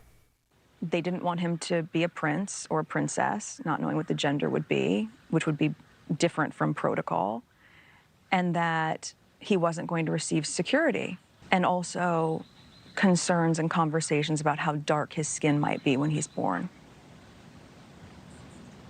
There is a conversation. Hold up. There are several conversations. There's a conversation with you, with Harry, about how dark your baby is going to be?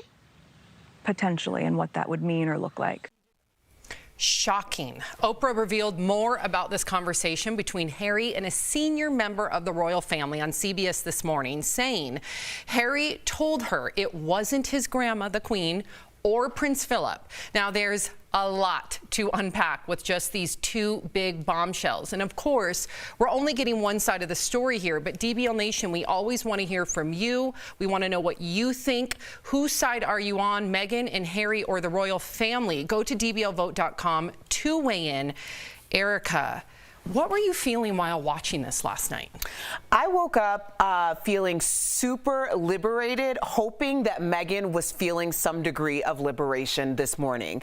The idea that this narrative has been told without her consent, without anything that she's personally done, and so viciously. Think about the subjects that we're talking about. An argument over bridesmaids or flower girl dresses, and staff members who felt like their boss, who was getting unpaid, being Meghan Markle, wasn't super nice to them. Those were the two big things. And that's what the press wrote about during a time when there's a major scandal with Prince Andrew and his pedo friends. So the idea that these were the narratives that were spun and to vilify her, and the reason why, when they talk about Australia, that was so important, because what happened, it was very reminiscent of Diana, when people were like, this is the people's princess. We see ourselves in her. That was never a part of the narrative. She was not supposed to outshine the rest of the monarchy, and she did so without any preparation. She did so without anyone telling her how to be a royal, and she excelled. So of course they wanted to take her down. Of course they did. She represented too many of us that they needed to make sure that that hierarchy stayed put. Wow. And Al, you know, she really did not hold anything back. I know we didn't hear her name names, but the accusations and the allegations are, my husband and I last night watching were just astounded. I can't imagine that being my child, right? I can't imagine being a person of color. And what did you think when you watched this? Well, I think that's just, Sam, you hit it right on the head. You can't imagine. We can't imagine. Meghan couldn't imagine what she was walking into. And what we need to remember before we really get into this, guys, is with every job, we've even made it a national mandate that every company has to let its employees leave at some time, at 5 o'clock, on the weekends, 2 weeks during the holidays. What Meghan Markle walked into was a 24/7 cosplay situation in which she was playing the part of a princess, and she could not shut the machine off. When she asked for help, the machine said no. When she said, I'm going to have a black child, the machine said, well, we'll see about that, and then we're going to take away your protections, and we're going to expose you to this media that is like a pit bull on a chain chomping at a fresh piece of meat. So what we saw was somebody, and I hope this is what our viewers can take away from it, somebody that advocated for themselves, advocated for somebody that they loved, and stepped away from a situation that was going to end terribly. So good on them. And a reminder to go to dblvote.com. Voting will stay open the whole segment, and we will update the results later. 80% right now say Team Meghan and Harry. Now, Jeff, meantime, even more clips of Oprah's interview aired on CBS this morning. I want you to take a look. You've had these conversations with your family members. They know why you left. So has anybody said, I'm sorry you had to make that move, or I'm sorry you felt that you had to do that because you felt we were not supporting you? No, sadly not. The feeling is that this was our decision, therefore the consequences are on us. So after Meghan and Harry exposed some very serious allegations, what do you think, DBL Nation, who do you think will take the blame among the royal family? We have our royal expert, Stephanie Jones, coming on next segment, so I'll let her explain the royal side of it. I wanted to circle back to the suicidal thoughts for a second, because I think it's very important and relatable to a lot of people out there how social media is affecting them. Maybe not to the point of suicide, but I would like to go a little bit further. I wish Meghan Markle did, about how she got out of that. She said she went to the institution for help. She said they rejected her. How did she get, because once you're that far down that rabbit hole of suicidal thoughts, how do you get out of there? Is it medication? Is it therapy? I'm more interested to know about that. But there were some very telling things in that interview. I enjoyed it more than I thought. But Erica, we talked before the show. I thought the one thing you pointed out was very important about the receipts, about how every single point they made, there was just this little nugget at the end, and she wrote me a letter to apologize. So that was telling us they have receipts for every single thing that they said. Exactly. And I know that we've brought up suicide here. I believe we have a full screen. We've always been very transparent on the show when it comes to mental health issues. And again, it does not discriminate. You can be a royal, you can be famous, you can be wealthy. Mental health issues, suicide does not discriminate. So please, anybody watching, if you feel triggered, if you're going through it, please write down those phone numbers. You can text as well.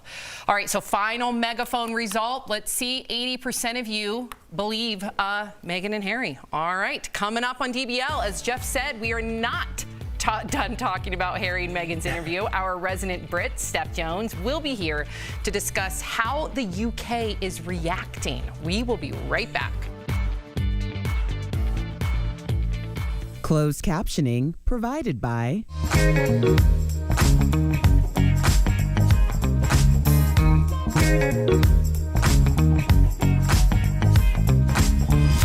I love you all. We love you, Lauren.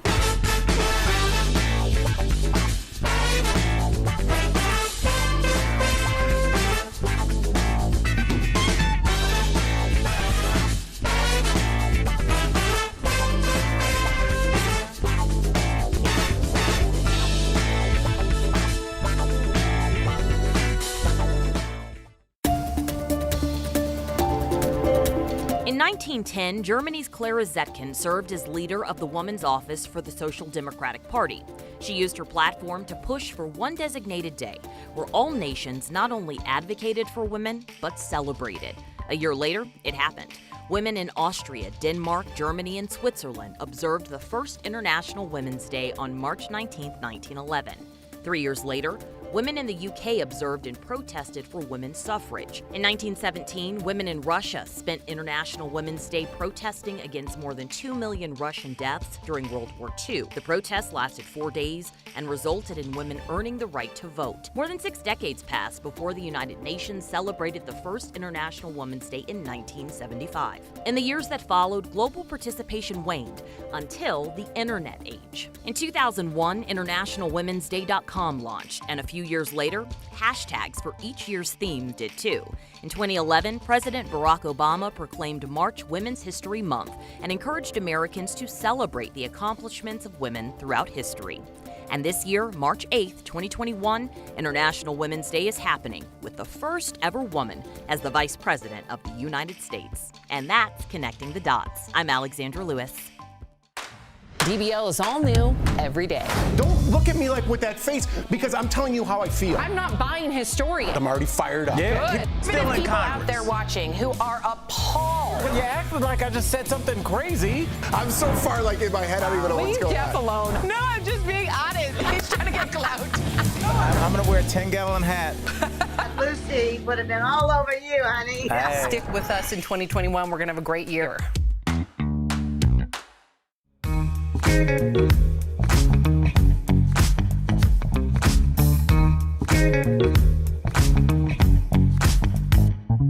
Welcome back to DBL. Well, the British tabloids had a field day with Harry and Meghan's explosive interview with Oprah. Keep in mind, the interview has not yet aired in Britain. Still, the Daily Mail plastered this headline across its front page saying, quote, Meghan accuses palace of racism. The Daily Mirror referenced Harry and Meghan's accusation that a member of the royal family was concerned about Archie's skin color. And the Daily Express led with the news that it was Kate who made Meghan cry before her wedding and not the other way around. But Piers Morgan wasn't buying any of it. He called the interview a self-serving whine-a-thon that did nothing but disparage the Queen and the royal family. Have a listen. This is a 2-hour trash-a-thon of our royal family, of the monarchy, of everything the Queen has worked so hard for, and it's all been done as Prince Philip lies in hospital. They trash everybody. They basically make out the entire royal family a bunch of white supremacists. They've trashed his dad. They've trashed his brother. They've trashed his sister-in-law. They've trashed everything the Queen has worked so hard to maintain with the monarchy. And they're supposed to believe they're compassionate. Well, we brought in our royal expert, Stephanie Jones, to give us her perspective. So, Steph, what did you make of the interview, and how much damage do you think this will cause to the royal family? Oh my gosh, can I start with Piers Morgan first? Yes. Because to me that's the most crucial at this exact moment in time. So I like Piers, I've met Piers on a personal basis, but this was completely outrageous. He's known for being very outlandish with his comments, and this time he's taken it way too far. I think it's very ironic because he works on the biggest morning show in the United Kingdom, and he is the face of that, along with Suzanne, who we saw him with.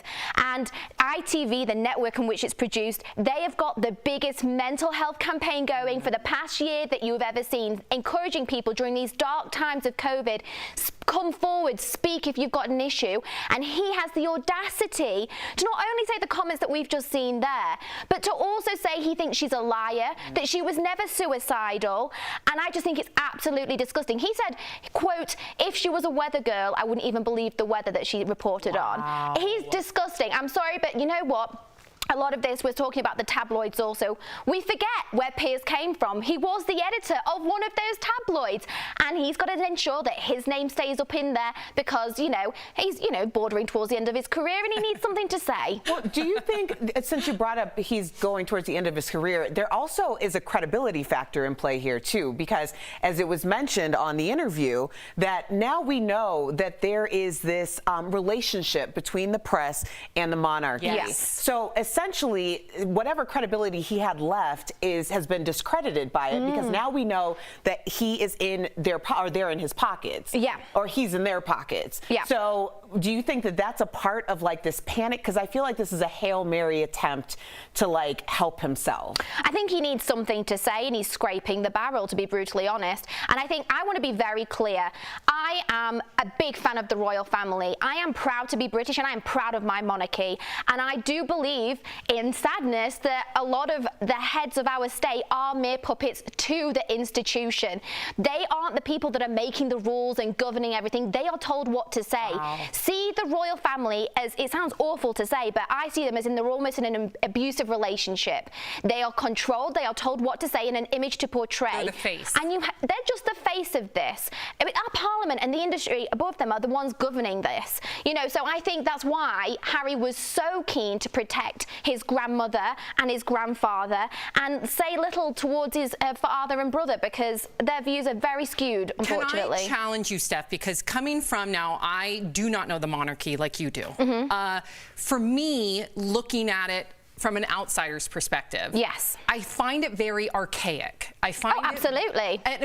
I find it almost as if, and I'm going to say a really bold statement here, that could we abolish the royalty? Because in my opinion, in 2021, to have people have so much power because of their bloodline just seems everything that progress has worked towards is the exact opposite of. I completely understand, and I've said this many times. I was very much hoping that Harry and Meghan would be the future of a very antiquated, archaic, and simply out of touch institution that are the face of our country, but they do a lot of good for our country, and they do a lot of good for the other 53 Commonwealth countries, which 60 to 70% of are not white. So it was a slap in the face when Harry revealed that some of his family members are next in line to the throne. That's how they're thinking, and I think that's going to have serious repercussions on how much power my country holds on the rest of the countries that they look after. Right. You're completely right. They broke the wheel, but in a way I didn't expect, and I hope that it brings change. There you go. We all hope it brings change. Thank you so much, Steph, for that perspective. Coming up on DBL, the conversation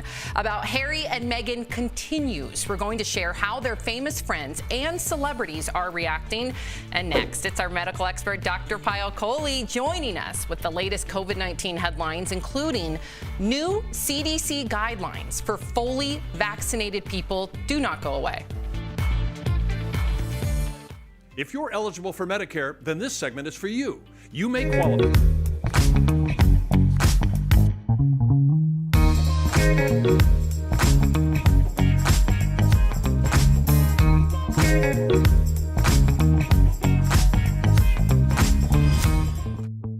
Maybe in 2020 you bought a new desk or upgraded your internet, but come tax day on April 15th, you may not be able to write off any of that. That's because unless you're self-employed like a freelancer or a contractor, you can't deduct home office expenses on your tax return. A few years ago, you could, but that changed with the Tax Cuts and Jobs Act of 2017. Now, people who get a paycheck or W-2 from an employer are not eligible for the deduction, even if you are working from home. So if you spent money upgrading to a new chair, experts say the best thing to do is ask your employer to reimburse you for the money you spent. Some states do let you deduct unreimbursed employee business expenses on your state income tax returns. Unfortunately, Arizona is not one of them. You may be able to write off work from home costs if you work freelance, but only if you use part of your home regularly and exclusively for your work. The word exclusively is important. It means you have to have the entire room dedicated to your work. So no bed for those midday naps, and it can't be home to your new pandemic spin bike. And that's connecting the dots.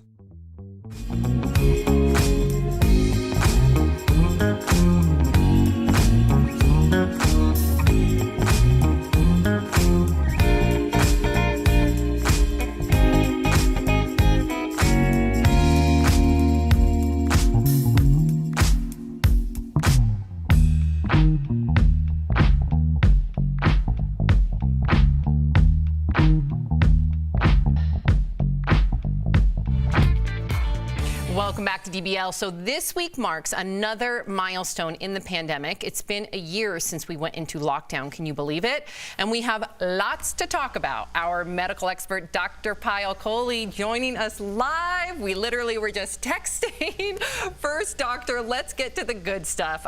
Just this morning, the CDC shared updated guidelines for fully vaccinated people, and now they can visit with other fully vaccinated people indoors without masks or physical distancing. They can visit with low-risk unvaccinated people from a single household without masks or physical distancing, and they can refrain from quarantine and testing following exposure if asymptomatic. So, Dr. Kohli, what do you think of these guidelines? Are they enough in your opinion? So I would say, number one, I absolutely agree with, and the science supports. So if both parties are fully vaccinated at least 2 weeks out from the vaccine, that's a low-risk situation for gathering. You can get rid of those masks and physical distancing. But number two and number three, I have serious issues with. So number two says that you can have unvaccinated people in the mix as long as they're low risk.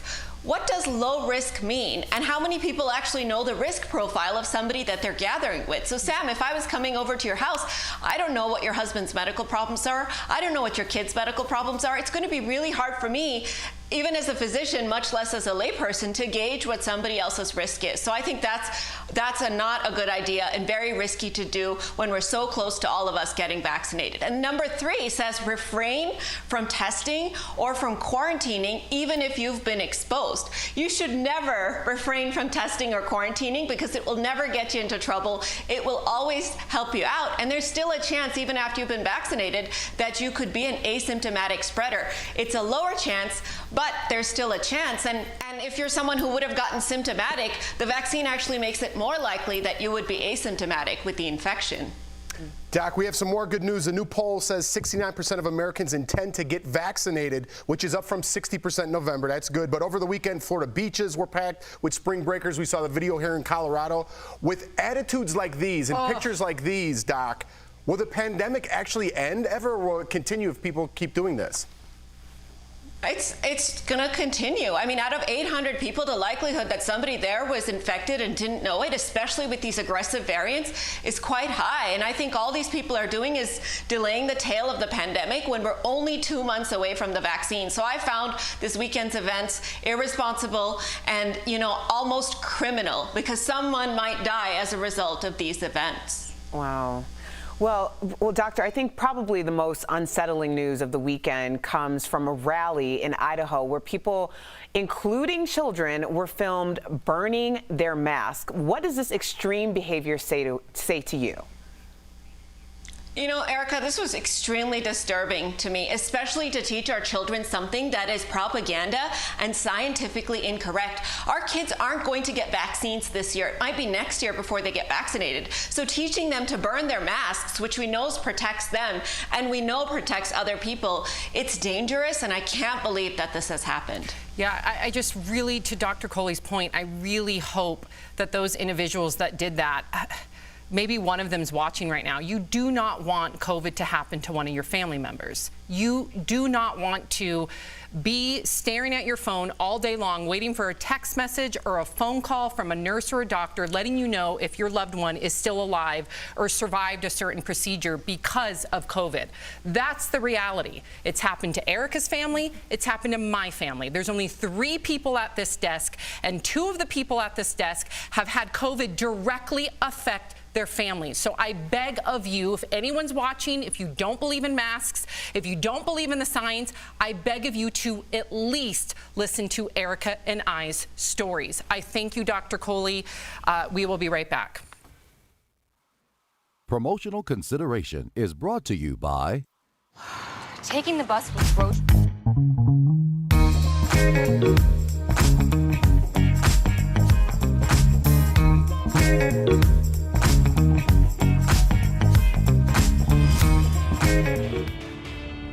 Our team here on Verify is all about sticking to the truth and getting you the facts. And there's a lot of information swirling online about digital passports. American Airlines is using this one, Verify, and several others are testing prototypes that could be out in just months.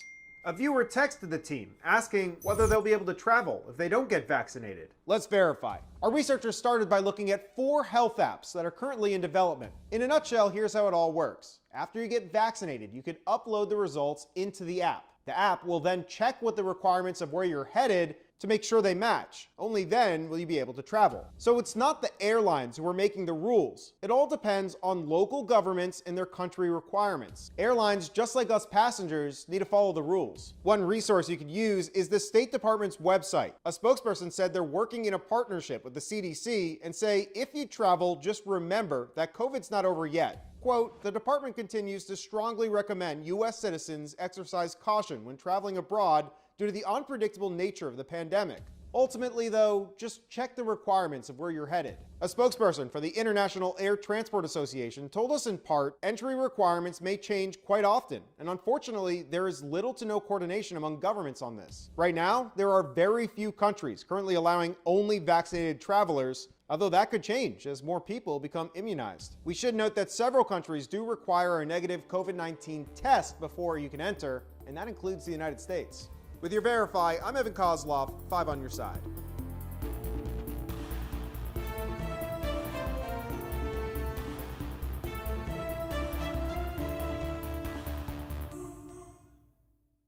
DBL is all new every day. Don't look at me like with that face, because I'm telling you how I feel. I'm not buying his story. No, I'm just being honest. He's trying to get clout.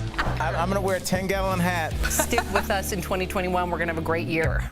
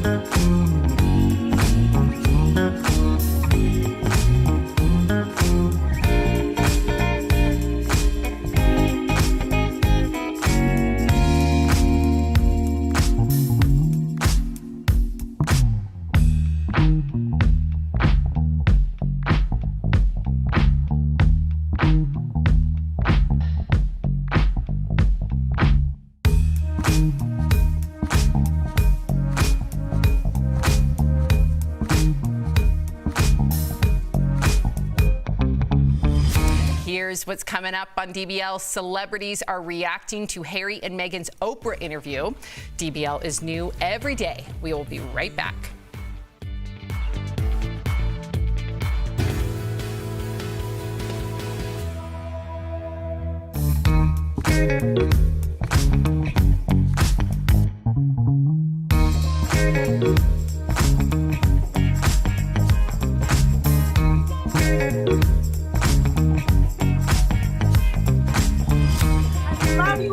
We love you, Lauren.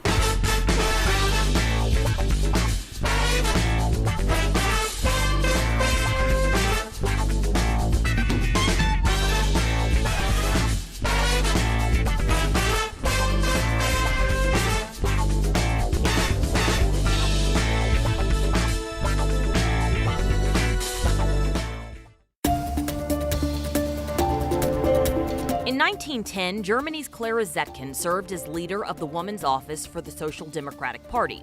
She used her platform to push for one designated day where all nations not only advocated for women, but celebrated. A year later, it happened.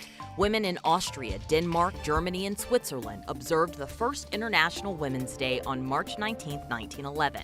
3 years later, women in the UK observed and protested for women's suffrage. In 1917, women in Russia spent International Women's Day protesting against more than 2 million Russian deaths during World War II. The protests lasted 4 days and resulted in women earning the right to vote. More than 6 decades passed before the United Nations celebrated the first International Women's Day in 1975. In the years that followed, global participation waned until the internet age. In 2001, InternationalWomen'sDay.com launched, and a few few years later, hashtags for each year's theme did too. In 2011, President Barack Obama proclaimed March Women's History Month and encouraged Americans to celebrate the accomplishments of women throughout history. And this year, March 8th, 2021, International Women's Day is happening with the first ever woman as the Vice President of the United States. And that's Connecting the Dots. I'm Alexandra Lewis. DBL Blast Live. We're talking about what you're talking about. Real, honest, entertaining, live. DBL starts right now. 3, 2. Welcome to DBL. I'm Sam here with Jeff and Erica. Al joins us from home. There he is. So some celebrities were not holding back after watching Harry and Meghan's explosive interview.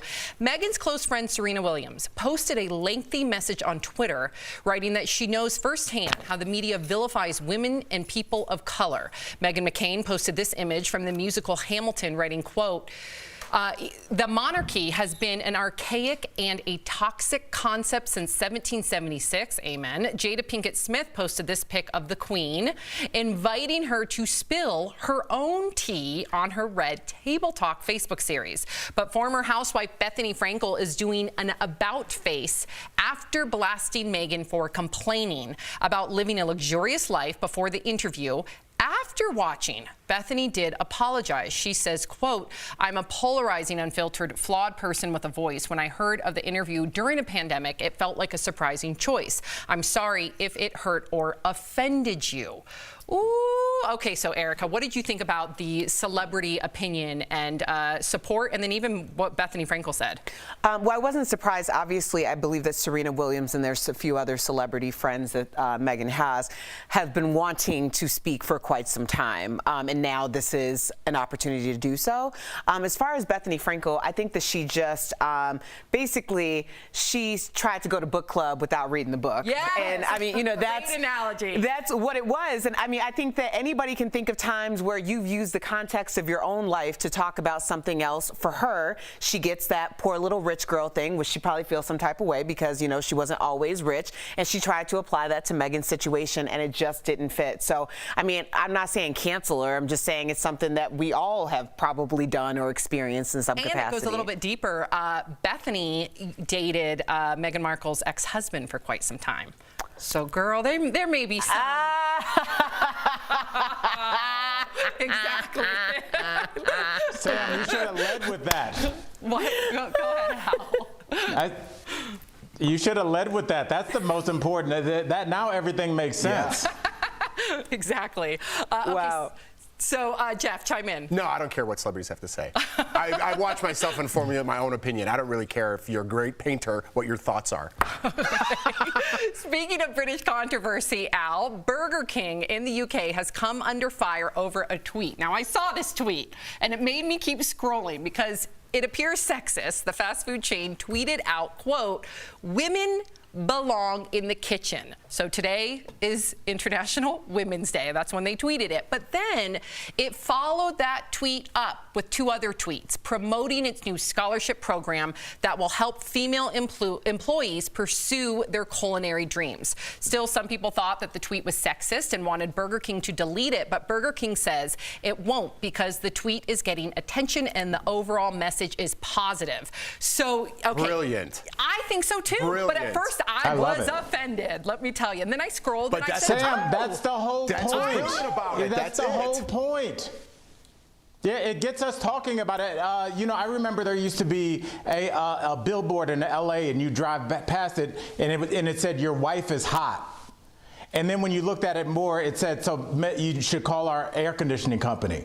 But it makes you stop and look at it. There's another T-shirt that I think Tori Shulman owns. It says, "Women belong in the House and the Senate." And it's a way to get you to stop to be like, what? And then you're like, oh, that's really cool. So that's what Burger King did. I'm glad they didn't back down and delete the tweet. Yeah, I love it just for the fact that people are so offended these days about everything. They won't even finish the article or what they're reading. It's just click headlines, and they're all over it. not knowing that they look like fools after reading the whole thing and that this was actually a positive thing all along. I love it. I hope more ads come out like this because it's making people really stop and be like, wow, I am an idiot. And it's educating them, right? I believe that the tweet said 20% of chefs are women. So they want to make sure that, that they can somehow fulfill that disproportionate percentage. And scholarship programs? Yes. Great, brilliant. Great. Okay, so Erica, cancel culture is coming after some classic cartoon characters. Remember this guy? Hello, pot pie. How about a date? All right, chérie. The courtship is over. Oh, the adoration. Oh, the je vous adore. Oh, Pepe Le Pew won't be returning to the Space Jam sequel this summer. His scenes were filmed back in 2019, but were cut from the final film. Recently, a New York Times article slammed the character for adding to rape culture, but it had nothing to do with the decision to cut Pepe. Now, that same article also took issue with Speedy Gonzalez for promoting negative stereotypes about Mexican culture. What do you think? Have a look. Arriba, arriba,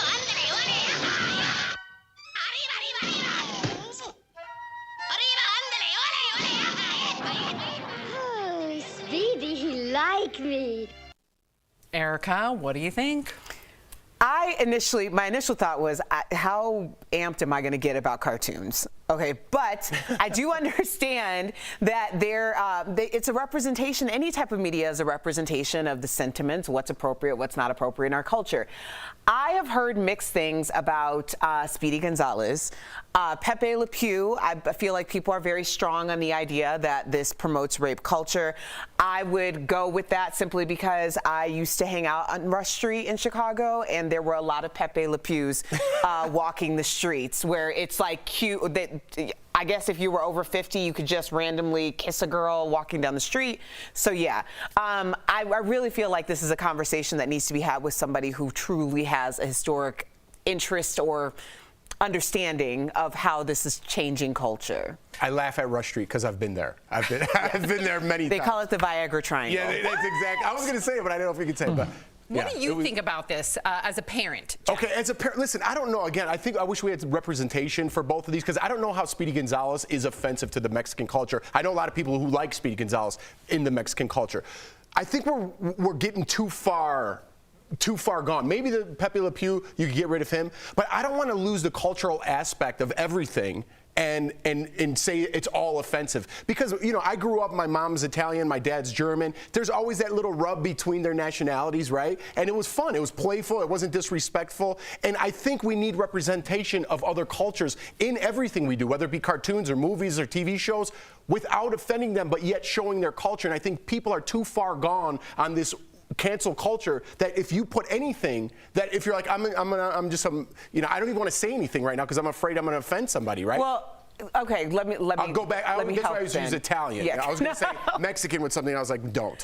Yeah, well, I think it goes to the Dave Chappelle reference, where the difference between him putting on something that's entertaining and why people are laughing. It's the difference between laughing because you're a part of the joke or laughing because you are the joke. Good point. And I think that's where you can really kind of decide where that line is. Yeah. And Al, as a parent, and I'm curious to hear your perspective as a parent of 3 kids, I know that Sophie doesn't watch anything but cartoons. So her first shaping of her mind, if you will, would be watching a cartoon. And thank goodness there's so many incredible examples out there, from Doc McStuffins to Blaze, which is about kind of like a STEM show. So if she watched Pepe Le Pew, I don't want her mind to think that that's okay for people to treat women that way or girls that way, even though it's 2 skunks or a skunk and a cat. I mean, I do think that it makes an impression on them. So I'm glad Pepe's out of here.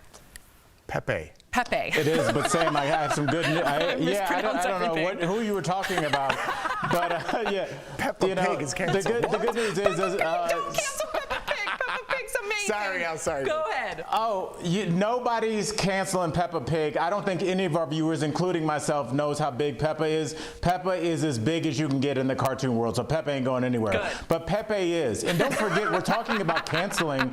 And Erica, you brought it up, and I thought this is where you were going with it, talking about Dave Chappelle. Dave Chappelle had a bit about Pepe Le Pew on Killing Them Softly, his breakout comedy special in the year 2000.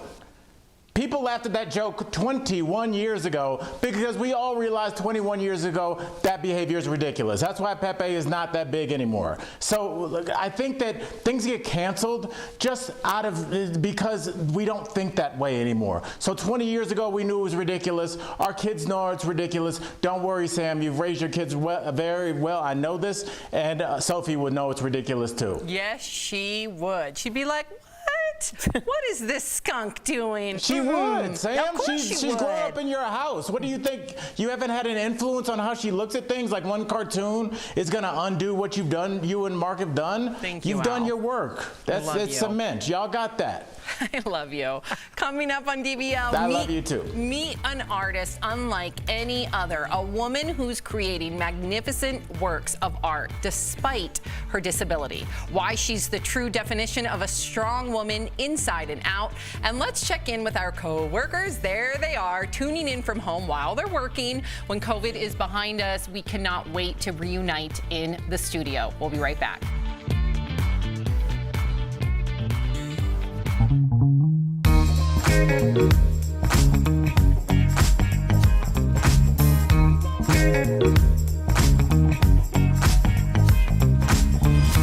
I love you all. We love you, Lauren.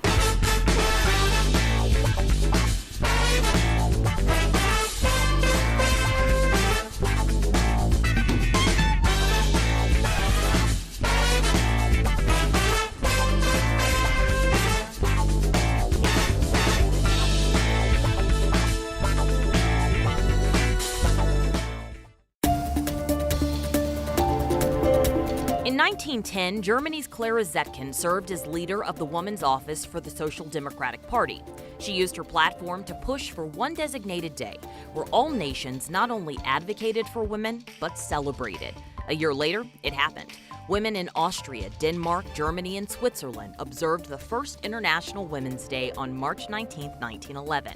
3 years later, women in the UK observed and protested for women's suffrage. In 1917, women in Russia spent International Women's Day protesting against more than 2 million Russian deaths during World War II. The protests lasted 4 days and resulted in women earning the right to vote. More than 6 decades passed before the United Nations celebrated the first International Women's Day in 1975. In the years that followed, global participation waned until the internet age. In 2001, InternationalWomen'sDay.com launched, and a few years later, hashtags for each year's theme did too.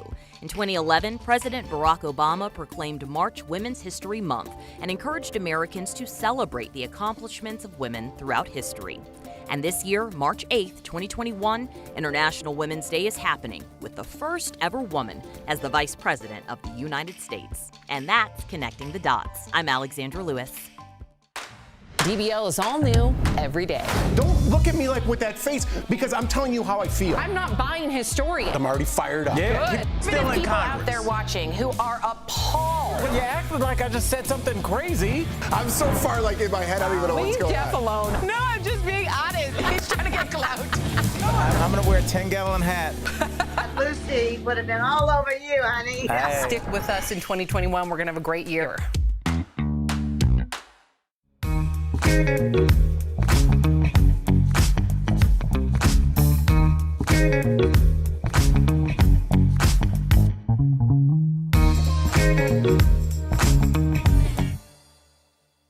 DBL.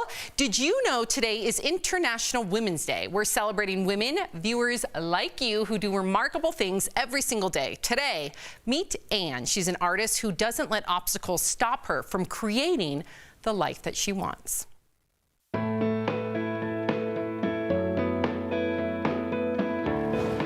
Hello, I'm Anne Ruth from Southern California.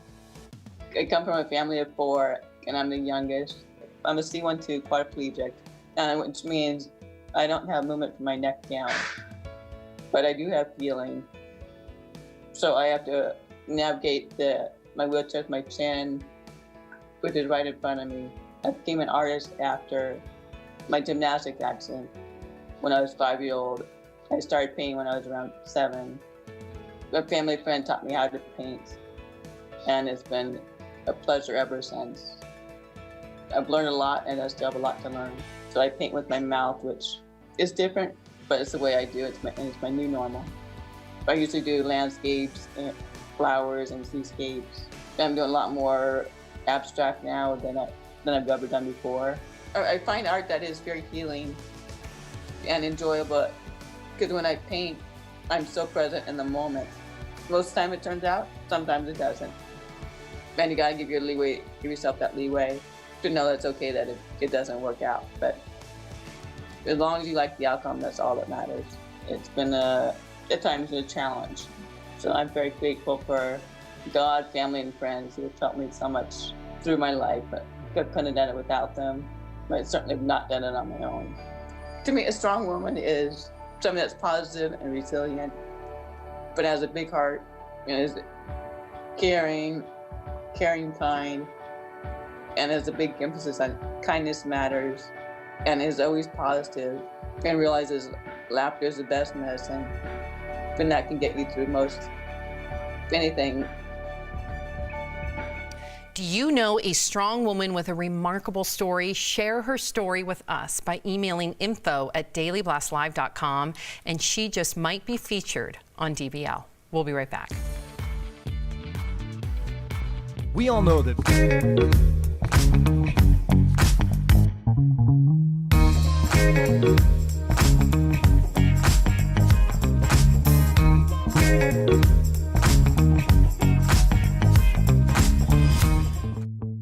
Maybe in 2020 you bought a new desk or upgraded your internet, but come tax day on April 15th, you may not be able to write off any of that. That's because unless you're self-employed like a freelancer or a contractor, you can't deduct home office expenses on your tax return. A few years ago, you could, but that changed with the Tax Cuts and Jobs Act of 2017. Now, people who get a paycheck or W-2 from an employer are not eligible for the deduction, even if you are working from home. So if you spent money upgrading to a new chair, experts say the best thing to do is ask your employer to reimburse you for the money you spent. Some states do let you deduct unreimbursed employee business expenses on your state income tax returns. Unfortunately, Arizona is not one of them. You may be able to write off work from home costs if you work freelance, but only if you use part of your home regularly and exclusively for your work. The word exclusively is important. It means you have to have the entire room dedicated to your work. So no bed for those midday naps, and it can't be home to your new pandemic spin bike. And that's connecting the dots.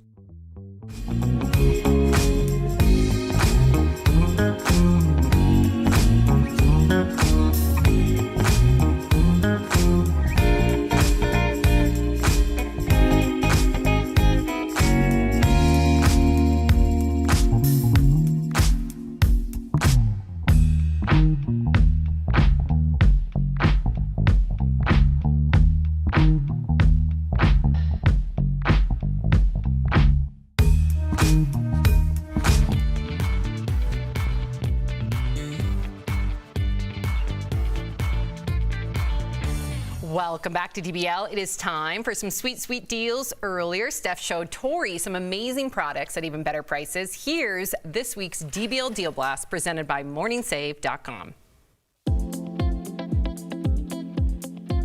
All right, Steph, what do you have for us today? Hey, Tori, I'm here with some great products and deals that you're going to love. So first, we've got something to help keep your clothes tidy. It's the 3-pack Heidi and Oak drawer organizers. So each organizer has a different configuration, making it ideal for different size items and eliminating drawer clutter, which I am a first-hand person of knowing all all about. They're really lightweight, they're durable, and they collapse too.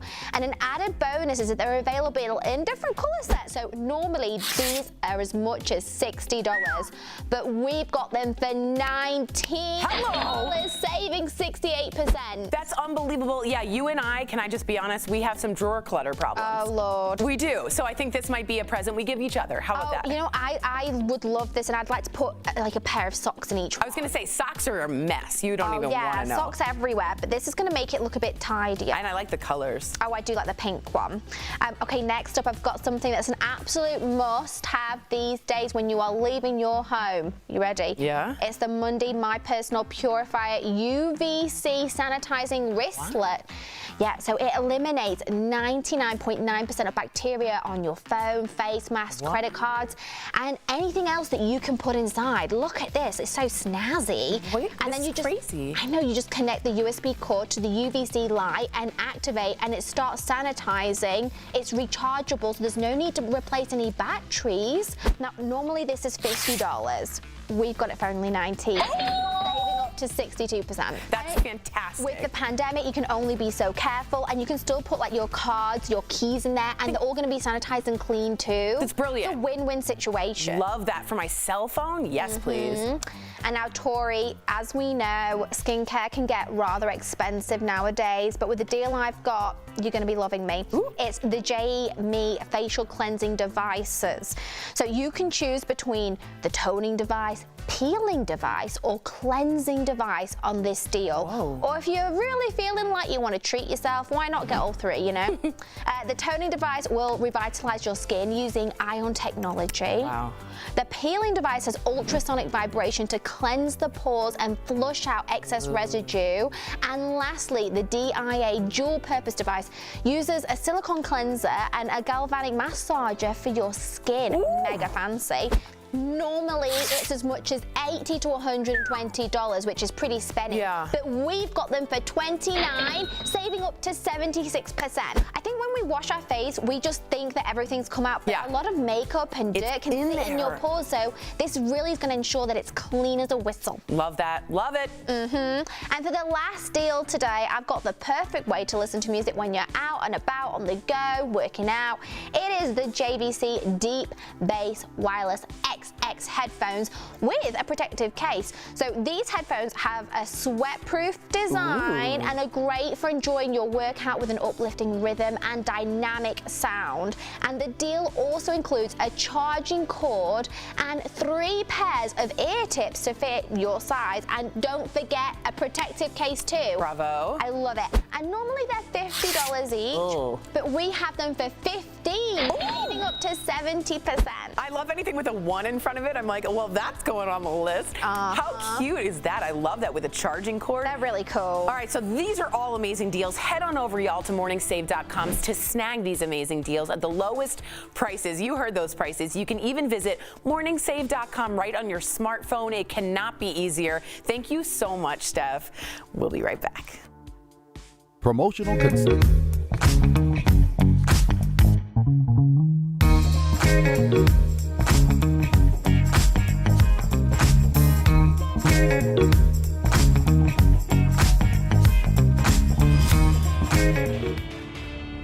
Our team here on Verify is all about sticking to the truth and getting you the facts. And there's a lot of information swirling online about digital passports. American Airlines is using this one, Verify, and several others are testing prototypes that could be out in just months.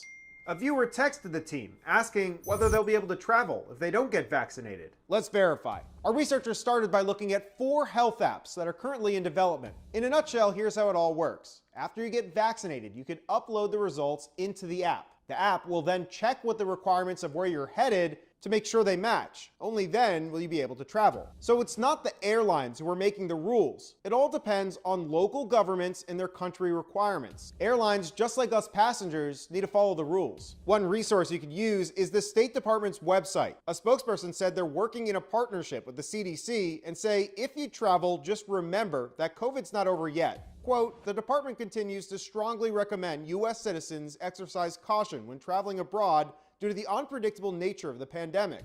Ultimately, though, just check the requirements of where you're headed. A spokesperson for the International Air Transport Association told us in part, entry requirements may change quite often, and unfortunately, there is little to no coordination among governments on this. Right now, there are very few countries currently allowing only vaccinated travelers, although that could change as more people become immunized. We should note that several countries do require a negative COVID-19 test before you can enter, and that includes the United States. With your Verify, I'm Evan Kozlov, 5 on your side.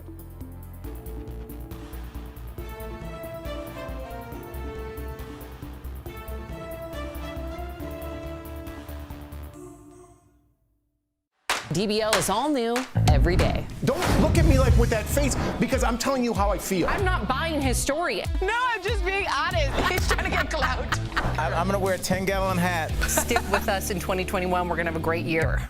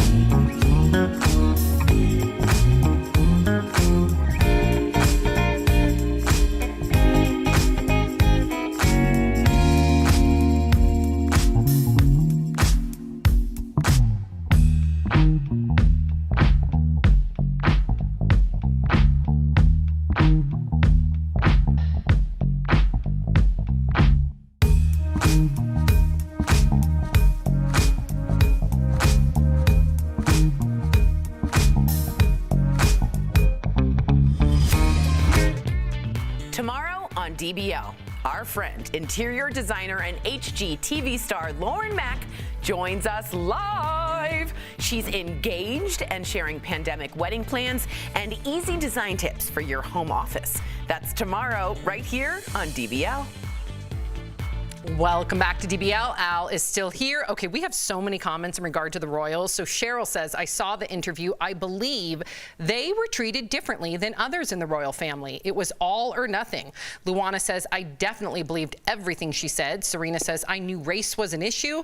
Vito says, who cares? Charles says, I remember thinking that the royal family would accept Meghan Markle with open arms and totally not be bleep towards her. Silly me. Roseanne says, it doesn't surprise me. The royal family treats them that way. After all, remember Harry was just the spare. I know that's a sad commentary, but it has been said so many times. They obviously don't value a human being if it doesn't fit into their mold. Erica, you made a visible sound. What's going on? Yeah, because I think what you see is, in my opinion, you see William, who's very much institution, very reminiscent of Charles, and then you see Harry, who has been raging against the machine, very much reminiscent of Diana. And we see how we look at the legacy of Diana versus the way that we look at Charles. And I think that that's really kind of the way that William and Harry have gone as well. You know what was interesting too, Al? At the very end, she compared, I don't know if Al's ever seen The Little Mermaid, but for Meghan Markle to say her story, being a princess, found her prince, and similar to that of Ariel in The Little Mermaid, lost her voice and then got it at the end, and that she has her voice again and she's thriving, I thought was pretty poignant, Al. Never saw The Little Mermaid, but you know what I did see yesterday that was awesome, Sam? My daughter turned 14. Just want to say happy birthday to my daughter, Adrian. I couldn't be prouder of you. You are the best daughter a father could ask for. Oh, happy birthday to Happy her. birthday. Yes, Al. Beautifully said. A quick goodbye to our coworkers who tuned in from home. We'll see you guys all later. DBL's new every day. We'll see you tomorrow. Same time, same place.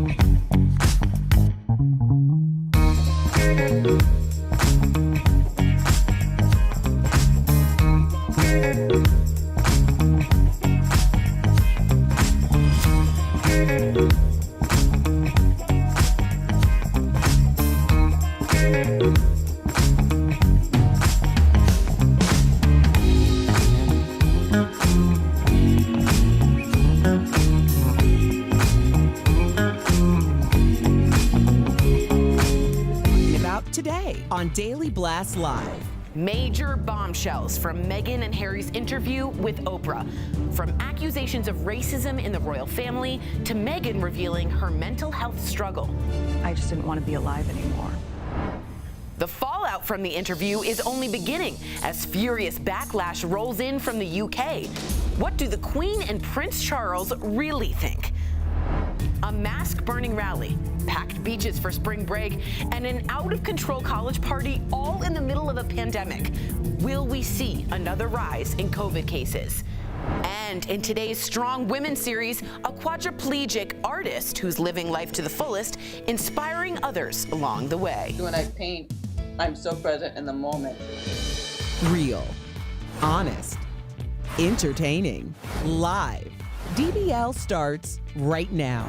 3, 2. Welcome to DBL. It is Monday, March 8th. I'm Sam here with Jeff and Erica. Al joins us from home. It is International Women's Day, a day to celebrate all the achievements of women across the world.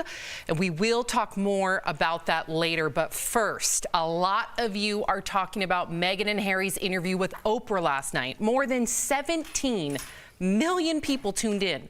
But in case you missed it, we've got you covered. There were a lot of big bombshells, including the fact that the stress of royal life left Meghan feeling suicidal while she was pregnant, by the way. She also claims that when she asked for help, like proper medical care, the palace refused. Take a look. But I knew that if I didn't say it, that I would do it. And I just didn't want to be alive anymore. And that was a very clear and real and frightening, constant thought. And I remember how he just cradled me, and I went to the institution and I said that I needed to go somewhere to get help. I said that I've never felt this way before and I need to go somewhere. And I was told that I couldn't, that it wouldn't be good for the institution. Wow. The other really big bombshell was the claim that Meghan and Harry's son, Archie, was denied a royal title and security, and that race may have played a factor. There was also a conversation that was described about Archie's skin tone. Take a look. They didn't want him to be a prince or a princess, not knowing what the gender would be, which would be different from protocol, and that he wasn't going to receive security. And also concerns and conversations about how dark his skin might be when he's born.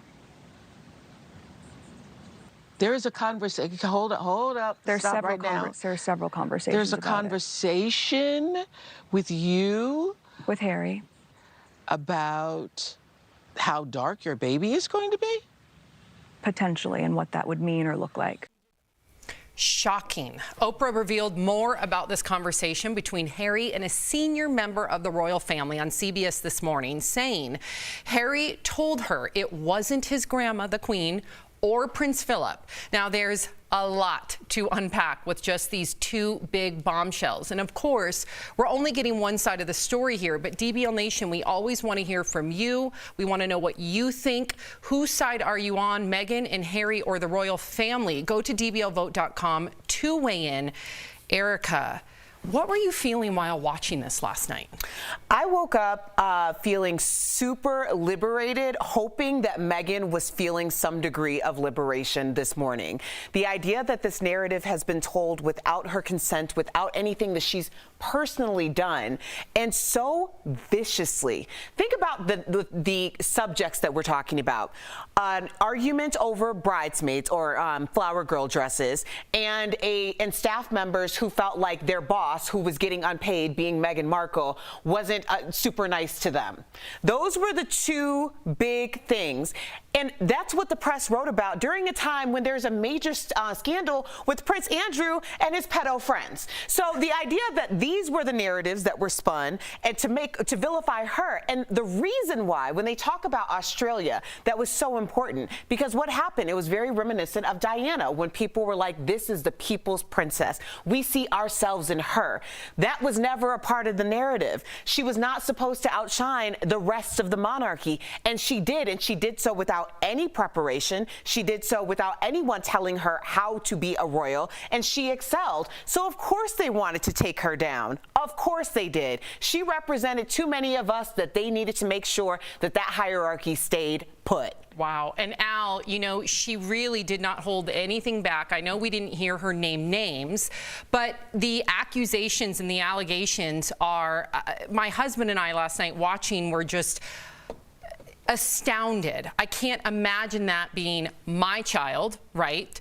I can't imagine being a person of color. And what did you think when you watched this? Well, I think that's just, Sam, you hit it right on the head. You can't imagine. We can't imagine. Meghan couldn't imagine what she was walking into. And what we need to remember before we really get into this, guys, is with every job, we've even made it a national mandate that every company has to let its employees leave at some time, at 5 o'clock, on the weekends, 2 weeks during the holidays. What Meghan Markle walked into was a 24/7 cosplay situation in which she was playing the part of a princess, and she could not shut the machine off. When she asked for help, the machine said no. When she said, I'm going to have a black child, the machine said, well, we'll see about that, and then we're going to take away your protections, and we're going to expose you to this media that is like a pit bull on a chain chomping at a fresh piece of meat. So what we saw was somebody, and I hope this is what our viewers can take away from it, somebody that advocated for themselves, advocated for somebody that they loved, and stepped away from a situation that was going to end terribly. So good on them. And a reminder to go to dblvote.com. Voting will stay open the whole segment, and we will update the results later. 80% right now say Team Meghan and Harry. Now, Jeff, meantime, even more clips of Oprah's interview aired on CBS this morning. I want you to take a look. You've had these conversations with your family members. They know why you left. So has anybody said, I'm sorry you had to make that move, or I'm sorry you felt that you had to do that because you felt we were not supporting you? No, sadly not. The feeling is that this was our decision, therefore the consequences are on us. So after Meghan and Harry exposed some very serious allegations, what do you think, DBL Nation, who do you think will take the blame among the royal family?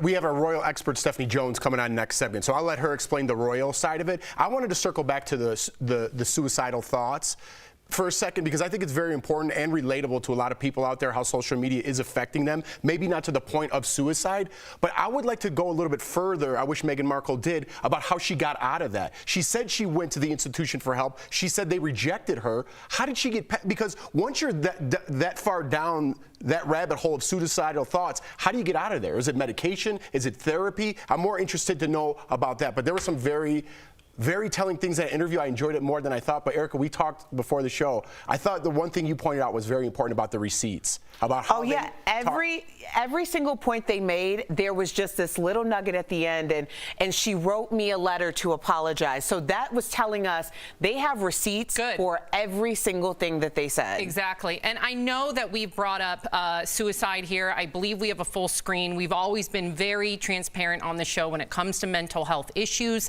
And again, it does not discriminate. You can be a royal, you can be famous, you can be wealthy. Mental health issues, suicide does not discriminate. So please, anybody watching, if you feel triggered, if you're going through it, please write down those phone numbers. You can text as well.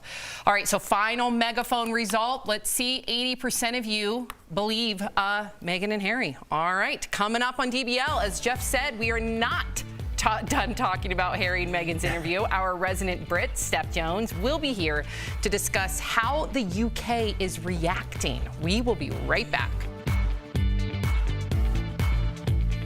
Closed caption.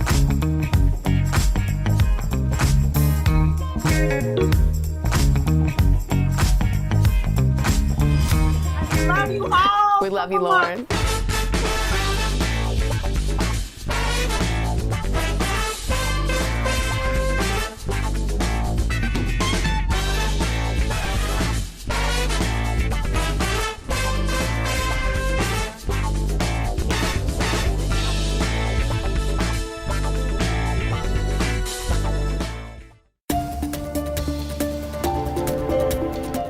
1910, Germany's Clara Zetkin served as leader of the Woman's Office for the Social Democratic Party. She used her platform to push for one designated day where all nations not only advocated for women, but celebrated. A year later, it happened. Women in Austria, Denmark, Germany, and Switzerland observed the first International Women's Day on March 19, 1911. 3 years later, women in the UK observed and protested for women's suffrage. In 1917, women in Russia spent International Women's Day protesting against more than 2 million Russian deaths during World War II. The protests lasted 4 days and resulted in women earning the right to vote. More than 6 decades passed before the United Nations celebrated the first International Women's Day in 1975. In the years that followed, global participation waned until the Internet age. In 2001, InternationalWomen'sDay.com launched, and a few years later, hashtags for each year's theme did too. In 2011, President Barack Obama proclaimed March Women's History Month and encouraged Americans to celebrate the accomplishments of women throughout history. And this year, March 8th, 2021, International Women's Day is happening with the first ever woman as the Vice President of the United States. And that's Connecting the Dots. I'm Alexandra Lewis. DBL is all new every day. Don't look at me like with that face, because I'm telling you how I feel. I'm not buying his story. I'm already fired up. Yeah. Good. Still in People out Congress. there watching who are appalled. But you acted like I just said something crazy. I'm so far like in my head, I don't even know what's Leave going Jeff on. alone. No, I'm just being honest. He's trying to get clout. I'm gonna wear a 10-gallon hat. Lucy would have been all over you, honey. Hey. Stick with us in 2021. We're going to have a great year.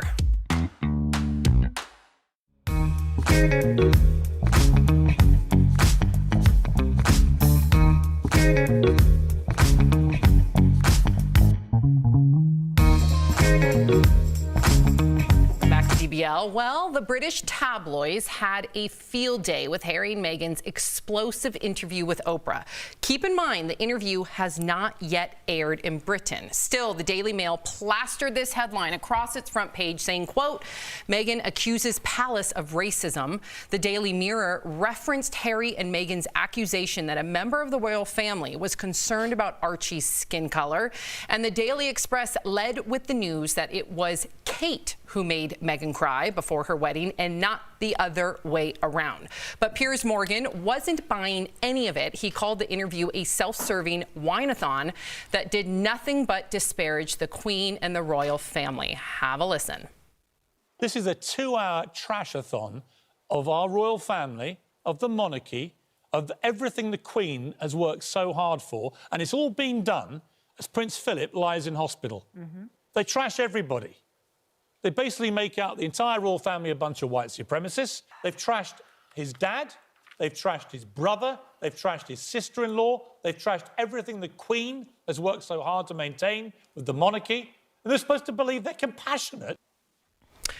Well, we brought in our royal expert, Stephanie Jones, to give us her perspective. So, Steph, what did you make of the interview, and how much damage do you think this will cause to the royal family? Oh my gosh, can I start with Piers Morgan first? Yes. Because to me that's the most crucial at this exact moment in time. So I like Piers, I've met Piers on a personal basis, but this was completely outrageous.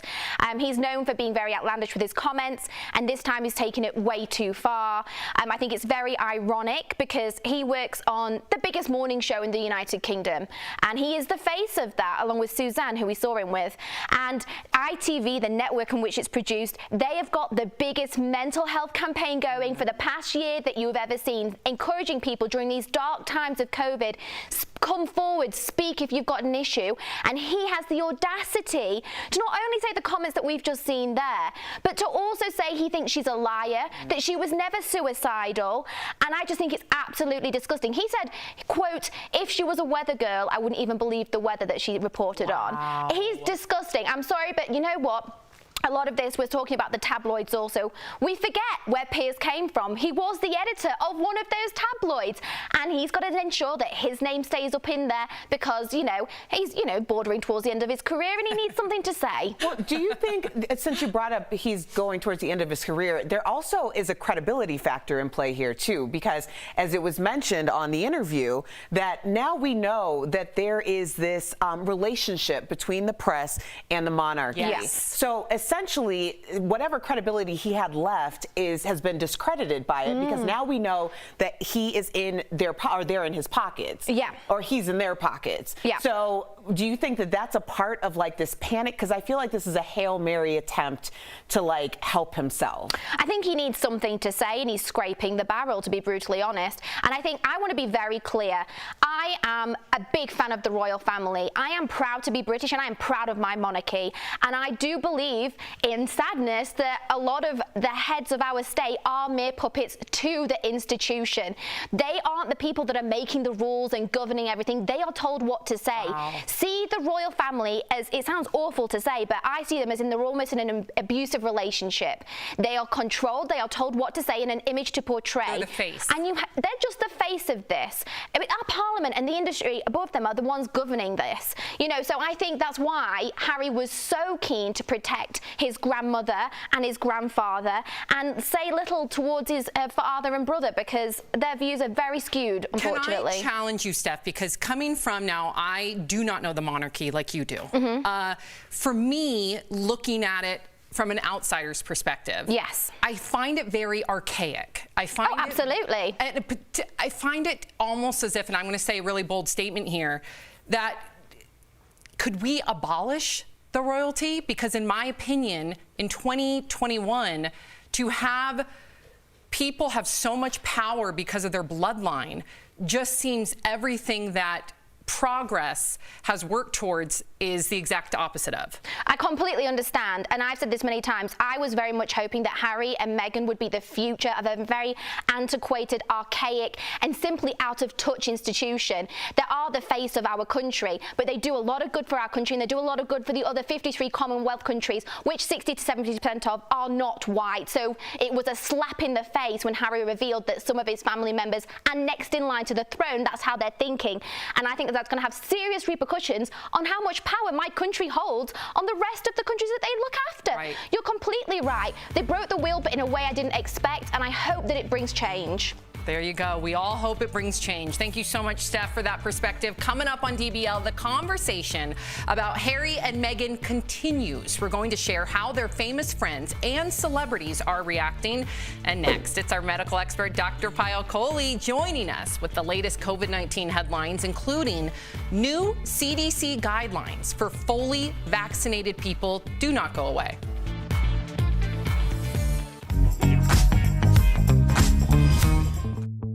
Maybe in 2020 you bought a new desk or upgraded your internet, but come tax day on April 15th, you may not be able to write off any of that. That's because unless you're self-employed like a freelancer or a contractor, you can't deduct home office expenses on your tax return. A few years ago, you could, but that changed with the Tax Cuts and Jobs Act of 2017. Now, people who get a paycheck or W-2 from an employer are not eligible for the deduction, even if you are working from home. So, if you spent money upgrading to a new chair, experts say the best thing to do is ask your employer to reimburse you for the money you spent. Some states do let you deduct unreimbursed employee business expenses on your state income tax returns. Unfortunately, Arizona is not one of them. You may be able to write off work from home costs if you work freelance, but only if you use part of your home regularly and exclusively for your work. The word exclusively is important. It means you have to have the entire room dedicated to your work. So no bed for those midday naps, and it can't be home to your new pandemic spin bike. And that's connecting the dots.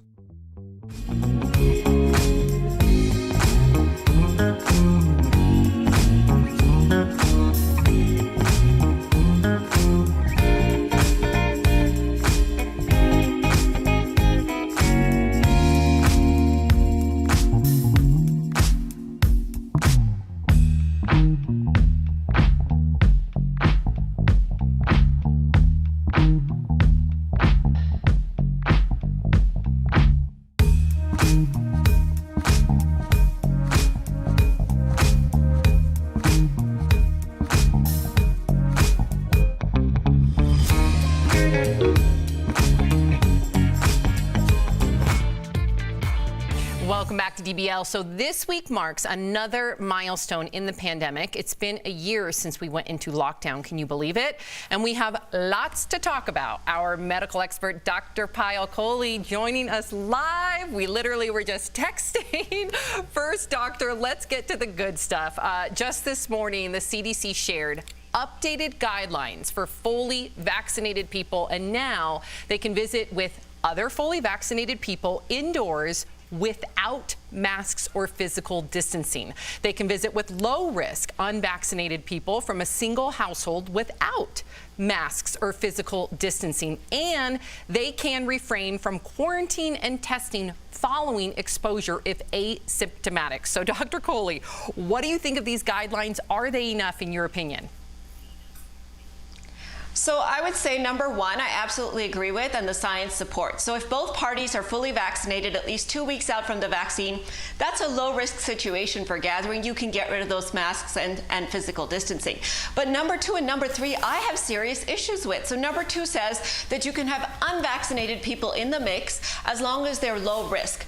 What does low risk mean? And how many people actually know the risk profile of somebody that they're gathering with? So Sam, if I was coming over to your house, I don't know what your husband's medical problems are. I don't know what your kids' medical problems are. It's going to be really hard for me, even as a physician, much less as a layperson, to gauge what somebody else's risk is. So I think that's not a good idea and very risky to do when we're so close to all of us getting vaccinated. And number three says refrain from testing or from quarantining, even if you've been exposed. You should never refrain from testing or quarantining because it will never get you into trouble. It will always help you out. And there's still a chance, even after you've been vaccinated, that you could be an asymptomatic spreader. It's a lower chance, but there's still a chance. And if you're someone who would have gotten symptomatic, the vaccine actually makes it more likely that you would be asymptomatic with the infection. Doc, we have some more good news. A new poll says 69% of Americans intend to get vaccinated, which is up from 60% in November. That's good. But over the weekend, Florida beaches were packed with spring breakers. We saw the video here in Colorado. With attitudes like these and pictures like these, Doc, will the pandemic actually end ever, or will it continue if people keep doing this? It's going to continue. I mean, out of 800 people, the likelihood that somebody there was infected and didn't know it, especially with these aggressive variants, is quite high. And I think all these people are doing is delaying the tail of the pandemic when we're only 2 months away from the vaccine. So I found this weekend's events irresponsible and, almost criminal, because someone might die as a result of these events. Wow. Well, Doctor, I think probably the most unsettling news of the weekend comes from a rally in Idaho where people, including children, were filmed burning their mask. What does this extreme behavior say to you? Erica, this was extremely disturbing to me, especially to teach our children something that is propaganda and scientifically incorrect. Our kids aren't going to get vaccines this year. It might be next year before they get vaccinated. So teaching them to burn their masks, which we know protects them and we know protects other people, it's dangerous, and I can't believe that this has happened. Yeah, I just really, to Dr. Kohli's point, I really hope that those individuals that did that, maybe one of them's watching right now. You do not want COVID to happen to one of your family members. You do not want to be staring at your phone all day long, waiting for a text message or a phone call from a nurse or a doctor letting you know if your loved one is still alive or survived a certain procedure because of COVID.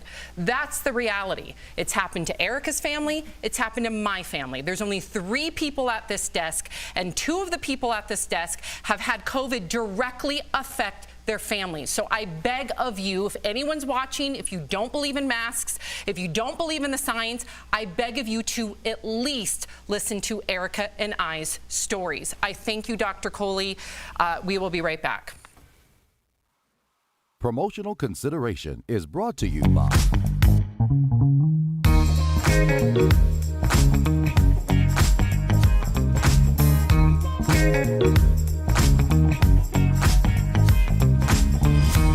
Love you all. We love you, Lauren.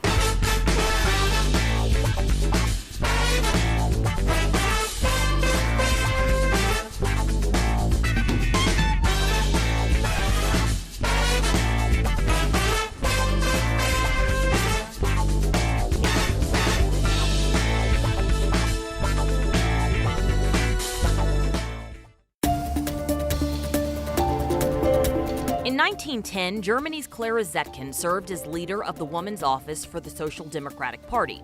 She used her platform to push for one designated day where all nations not only advocated for women, but celebrated. A year later, it happened. Women in Austria, Denmark, Germany, and Switzerland observed the first International Women's Day on March 19, 1911. 3 years later, women in the UK observed and protested for women's suffrage. In 1917, women in Russia spent International Women's Day protesting against more than 2 million Russian deaths during World War II. The protests lasted 4 days and resulted in women earning the right to vote. More than 6 decades passed before the United Nations celebrated the first International Women's Day in 1975. In the years that followed, global participation waned until the Internet age. In 2001, InternationalWomen'sDay.com launched, and a few years later, hashtags for each year's theme did too. In 2011, President Barack Obama proclaimed March Women's History Month and encouraged Americans to celebrate the accomplishments of women throughout history. And this year, March 8th, 2021, International Women's Day is happening with the first ever woman as the Vice President of the United States. And that's Connecting the Dots. I'm Alexandra Lewis. DBL is all new every day. Don't look at me like with that face, because I'm telling you how I feel. I'm not buying his story. I'm already fired up. Yeah, Good. still in People Congress. out there watching who are appalled. Well, you acted like I just said something crazy. I'm so far like in my head, I don't even know what's Leave going Jeff on. alone. No, I'm just being honest. He's trying to get clout. I'm gonna wear a 10-gallon hat. Lucy would have been all over you, honey. Hey. Stick with us in 2021. We're going to have a great year.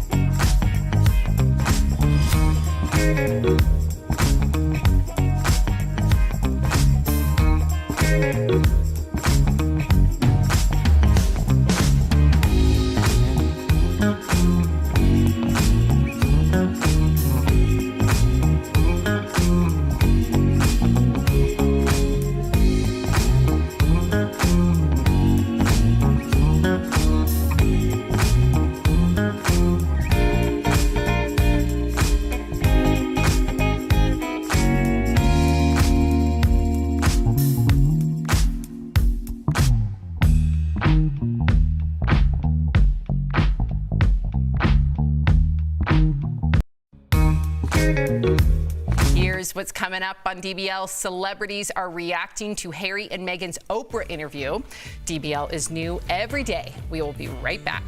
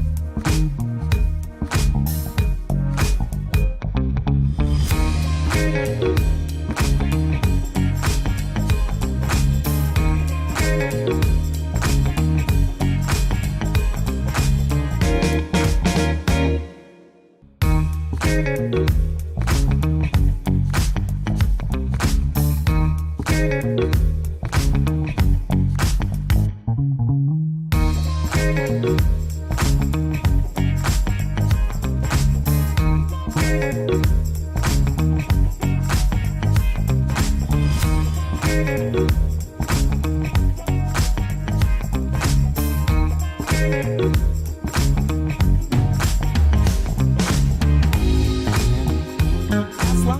we're talking about what you're talking about. Real, honest, entertaining, live. DBL starts right now. 3, 2. Welcome to DBL. I'm Sam here with Jeff and Erica. Al joins us from home. There he is. So some celebrities were not holding back after watching Harry and Meghan's explosive interview. Meghan's close friend Serena Williams posted a lengthy message on Twitter writing that she knows firsthand how the media vilifies women and people of color. Meghan McCain posted this image from the musical Hamilton writing, quote, the monarchy has been an archaic and a toxic concept since 1776. Amen. Jada Pinkett Smith posted this pic of the Queen, inviting her to spill her own tea on her Red Table Talk Facebook series. But former housewife Bethany Frankel is doing an about face after blasting Meghan for complaining about living a luxurious life before the interview. After watching, Bethany did apologize. She says, quote, I'm a polarizing, unfiltered, flawed person with a voice. When I heard of the interview during a pandemic, it felt like a surprising choice. I'm sorry if it hurt or offended you. Ooh, okay, so Erica, what did you think about the celebrity opinion and support, and then even what Bethany Frankel said? Well, I wasn't surprised. Obviously, I believe that Serena Williams and there's a few other celebrity friends that Meghan have been wanting to speak for quite some time, and now this is an opportunity to do so. As far as Bethany Frankel, I think that she just basically she's tried to go to book club without reading the book. Yes. And I mean, you know, that's great analogy. That's what it was. And I mean, I think that anybody can think of times where you've used the context of your own life to talk about something else. For her, she gets that poor little rich girl thing, which she probably feels some type of way because, you know, she wasn't always rich. And she tried to apply that to Meghan's situation, and it just didn't fit. So, I mean, I'm not saying cancel her. I'm just saying it's something that we all have probably done or experienced in some capacity. And it goes a little bit deeper. Bethany dated Meghan Markle's ex-husband for quite some time. So, girl, there may be some. Exactly. Sam, you should have led with that. What? Go ahead, Al. You should have led with that. That's the most important. That now everything makes sense. Yeah. Exactly. Wow. Okay, so, Jeff, chime in. No, I don't care what celebrities have to say. I watch myself and formulate my own opinion. I don't really care if you're a great painter, what your thoughts are. Speaking of British controversy, Al, Burger King in the UK has come under fire over a tweet. Now, I saw this tweet, and it made me keep scrolling because it appears sexist. The fast food chain tweeted out, quote, women belong in the kitchen. So today is International Women's Day. That's when they tweeted it. But then it followed that tweet up with two other tweets promoting its new scholarship program that will help female employees pursue their culinary dreams. Still, some people thought that the tweet was sexist and wanted Burger King to delete it, but Burger King says it won't because the tweet is getting attention and the overall message is positive. So, okay. Brilliant. I think so too. Brilliant. But at first I was offended, let me tell you. And then I scrolled and I said, Sam, that's the whole point. About it. That's the whole point. Yeah, it gets us talking about it. You know, I remember there used to be a billboard in LA, and you drive past it, and it said, your wife is hot. And then when you looked at it more, it said, so you should call our air conditioning company. But it makes you stop and look at it. There's another T-shirt that I think Tori Shulman owns that says, women belong in the House and the Senate. And it's a way to get you to stop to be like, what? And then you're like, oh, that's really cool. So that's what Burger King did. I'm glad they didn't back down and delete the tweet. Yeah, I love it just for the fact that people are so offended these days about everything. They won't even finish the article or what they're reading. It's just click headlines, and they're all over it, not knowing that they look like fools after reading the whole thing and that this was actually a positive thing all along. I love it. I hope more ads come out like this because it's making people really stop and be like, wow, I am an idiot. And it's educating them, right? I believe that the tweet said 20% of chefs are women. So they want to make sure that, you know, that they can somehow fulfill that disproportionate percentage. And scholarship programs? Yes. Great, brilliant. Great. Okay, so Erica, cancel culture is coming after some classic cartoon characters. Remember this guy? Hello, Popeye. How about a date? All right, chérie. The courtship is over. Oh, the adoration. Oh, the je vous adore.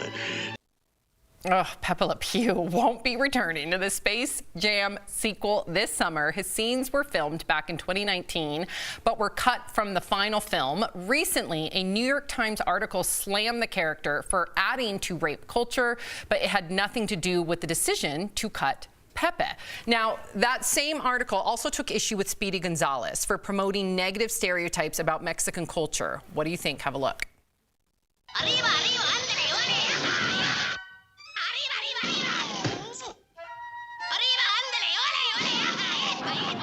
Oh, Speedy, he like me. Erica, what do you think? My initial thought was, how amped am I going to get about cartoons? Okay, but I do understand that it's a representation. Any type of media is a representation of the sentiments, what's appropriate, what's not appropriate in our culture. I have heard mixed things about Speedy Gonzalez. Pepe Le Pew, I feel like people are very strong on the idea that this promotes rape culture. I would go with that simply because I used to hang out on Rush Street in Chicago, and there were a lot of Pepe Le Pews walking the streets where it's like cute. I guess if you were over 50, you could just randomly kiss a girl walking down the street. So yeah, I really feel like this is a conversation that needs to be had with somebody who truly has a historic interest or understanding of how this is changing culture. I laugh at Rush Street because I've been there. I've been there many times. They call it the Viagra Triangle. Yeah, that's exactly. I was going to say it, but I don't know if we could say it. But What do you think about this as a parent, Jeff? Okay, as a parent, listen, I don't know. Again, I wish we had representation for both of these because I don't know how Speedy Gonzalez is offensive to the Mexican culture. I know a lot of people who like Speedy Gonzalez in the Mexican culture. I think we're getting too far gone. Maybe the Pepe Le Pew, you could get rid of him, but I don't want to lose the cultural aspect of everything and say it's all offensive. Because, you know, I grew up, my mom's Italian, my dad's German. There's always that little rub between their nationalities, right? And it was fun. It was playful. It wasn't disrespectful. And I think we need representation of other cultures in everything we do, whether it be cartoons or movies or TV shows, without offending them, but yet showing their culture. And I think people are too far gone on this cancel culture that if you put anything, that if you're like, I'm just you know, I don't even want to say anything right now because I'm afraid I'm going to offend somebody, right? Well, okay, let me I'll go back. That's why I was then. use Italian. Yeah. I was going to say Mexican with something. I was like, don't. Yeah, well, I think it goes to the Dave Chappelle, you know, reference, where the difference between him putting on something that's entertaining and why people are laughing. It's the difference between laughing because you're a part of the joke or laughing because you are the joke. Good point. And I think that's where you can really kind of decide where that line is. Yeah. And, you know, Al, as a parent, and I'm curious to hear your perspective as a parent of 3 kids, I know that Sophie doesn't watch anything but cartoons. So her first shaping of her mind, if you will, would be watching a cartoon. And thank goodness there's so many incredible examples out there, from Doc McStuffins to Blaze, which is about kind of like a STEM show. So if she watched Pepe Le Pew, I don't want her mind to think that that's okay for people to treat women that way or girls that way, even though it's 2 skunks or a skunk and a cat. I mean, I do think that it makes an impression on them. So I'm glad Pepe's out of here. Pepe. It is, but Sam, I have some good news. I don't know who you were talking about, but yeah. Peppa Pig is canceled. The good news is don't cancel Peppa Pig. Peppa Pig's amazing. Sorry, I'm sorry. Go ahead. Oh, nobody's canceling Peppa Pig. I don't think any of our viewers, including myself, knows how big Peppa is. Peppa is as big as you can get in the cartoon world, so Peppa ain't going anywhere. Good. But Pepe is. And don't forget, we're talking about canceling. And Erica, you brought it up, and I thought this is where you were going with it, talking about Dave Chappelle. Dave Chappelle had a bit about Pepe Le Pew on Killing Them Softly, his breakout comedy special in the year 2000. People laughed at that joke 21 years ago because we all realized 21 years ago that behavior is ridiculous. That's why Pepe is not that big anymore. So look, I think that things get canceled just because we don't think that way anymore. So 20 years ago we knew it was ridiculous. Our kids know it's ridiculous. Don't worry, Sam. You've raised your kids very well. I know this, and Sophie would know it's ridiculous too. Yes, she would. She'd be like, what is this skunk doing? She would, Sam. Of course She's grown up in your house. What do you think? You haven't had an influence on how she looks at things? Like one cartoon is going to undo what you've done, you and Mark have done? Thank you, You've done Al. your work. It's cement. Y'all got that. I love you. Coming up on DBL, I love you too. Meet an artist unlike any other, a woman who's creating magnificent works of art despite her disability. Why she's the true definition of a strong woman inside and out. And let's check in with our co-workers. There they are, tuning in from home while they're working. When COVID is behind us, we cannot wait to reunite in the studio. We'll be right back.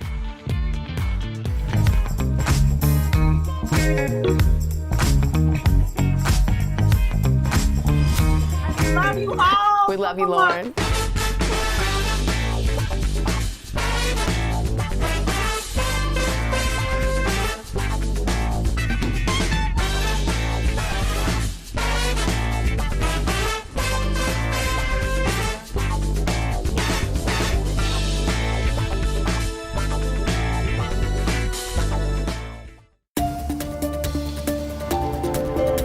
In 1910, Germany's Clara Zetkin served as leader of the Woman's Office for the Social Democratic Party. She used her platform to push for one designated day where all nations not only advocated for women, but celebrated. A year later, it happened. Women in Austria, Denmark, Germany, and Switzerland observed the first International Women's Day on March 19, 1911. 3 years later, women in the UK observed and protested for women's suffrage. In 1917, women in Russia spent International Women's Day protesting against more than 2 million Russian deaths during World War II. The protests lasted 4 days and resulted in women earning the right to vote. More than 6 decades passed before the United Nations celebrated the first International Women's Day in 1975. In the years that followed, global participation waned until the internet age. In 2001, InternationalWomen'sDay.com launched, and a few years later, hashtags for each year's theme did too. In 2011, President Barack Obama proclaimed March Women's History Month and encouraged Americans to celebrate the accomplishments of women throughout history. And this year, March 8th, 2021, International Women's Day is happening with the first ever woman as the Vice President of the United States. And that's Connecting the Dots. I'm Alexandra Lewis. DBL is all new every day. Don't look at me like with that face because I'm telling you how I feel. I'm not buying his story. I'm already fired up. Yeah, still in People out Congress. there watching who are appalled. Well, you acted like I just said something crazy. I'm so far like in my head, I don't even know what's going on. alone. No, I'm just being honest. He's trying to get clout. I'm gonna wear a 10-gallon hat. Lucy would have been all over you, honey. Hey. Stick with us in 2021. We're going to have a great year.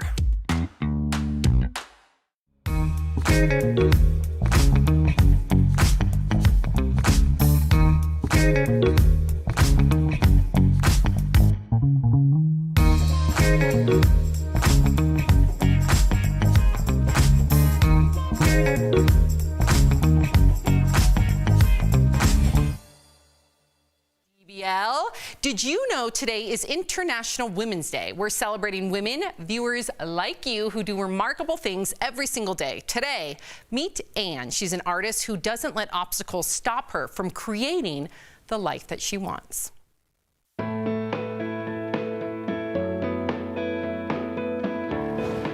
Hello, I'm Ann Ruth from Southern California. I come from a family of 4, and I'm the youngest. I'm a C1-2 quadriplegic, which means I don't have movement from my neck down, but I do have feeling. So I have to navigate my wheelchair with my chin, put it right in front of me. I became an artist after my gymnastics accident when I was 5-year-old. I started painting when I was around 7. A family friend taught me how to paint, and it's been a pleasure ever since. I've learned a lot, and I still have a lot to learn. So I paint with my mouth, which is different, but it's the way I do it. It's my new normal. I usually do landscapes, and flowers, and seascapes. I'm doing a lot more abstract now than I've ever done before. I find art that is very healing and enjoyable, because when I paint, I'm so present in the moment. Most of the time it turns out, sometimes it doesn't. And you gotta give yourself that leeway to know that it's okay that it doesn't work out. But as long as you like the outcome, that's all that matters. It's been at times a challenge. So I'm very grateful for God, family, and friends who have helped me so much through my life. But I couldn't have done it without them. But I certainly have not done it on my own. To me, a strong woman is something that's positive and resilient, but has a big heart, is caring, kind, and has a big emphasis on kindness matters, and is always positive, and realizes laughter is the best medicine, and that can get you through most anything. Do you know a strong woman with a remarkable story? Share her story with us by emailing info@dailyblastlive.com, and she just might be featured on DBL. We'll be right back. We all know that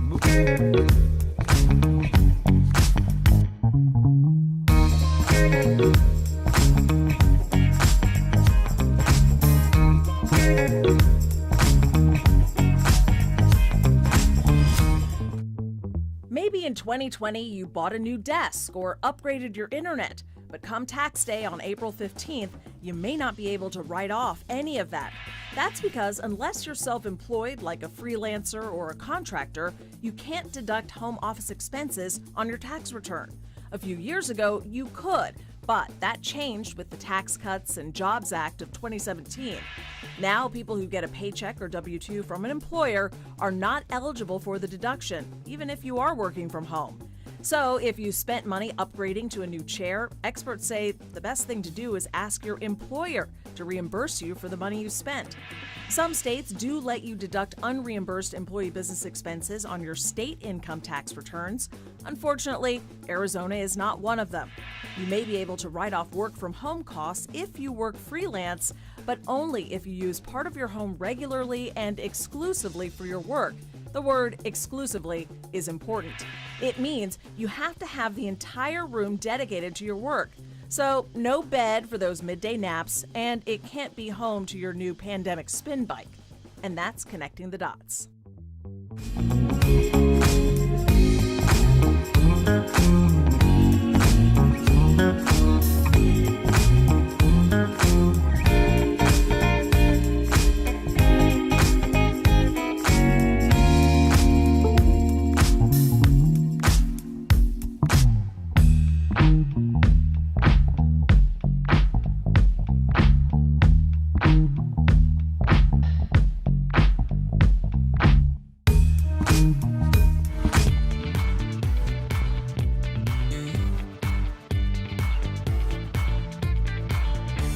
Welcome back to DBL. It is time for some sweet, sweet deals. Earlier, Steph showed Tori some amazing products at even better prices. Here's this week's DBL Deal Blast presented by MorningSave.com. All right, Steph, what do you have for us today? Hey, Tori, I'm here with some great products and deals that you're going to love. So first, we've got something to help keep your clothes tidy. It's the 3-pack Heidi & Oak drawer organizers. So each organizer has a different configuration, making it ideal for different size items and eliminating drawer clutter, which I am a first-hand person at knowing all about. They're really lightweight, they're durable, and they collapse too. And an added bonus is that they're available in different color sets. So normally these are as much as $60, but we've got them for $19, saving 68%. That's unbelievable. Yeah, you and I, can I just be honest, we have some drawer clutter problems. Oh, Lord. We do. So I think this might be a present we give each other. How about that? You know, I would love this, and I'd like to put like a pair of socks in each one. I was going to say, socks are a mess. You don't even want to know. Yeah, socks everywhere, but this is going to make it look a bit tidier. And I like the colors. Oh, I do like the pink one. Okay, next up, I've got something that's an absolute must-have these days when you are leaving your home. You ready? Yeah. It's the Monday My Personal Purifier UVC Sanitizing Wristlet. Yeah, so it eliminates 99.9% of bacteria on your phone, face masks, credit cards, and anything else that you can put inside. Look at this, it's so snazzy.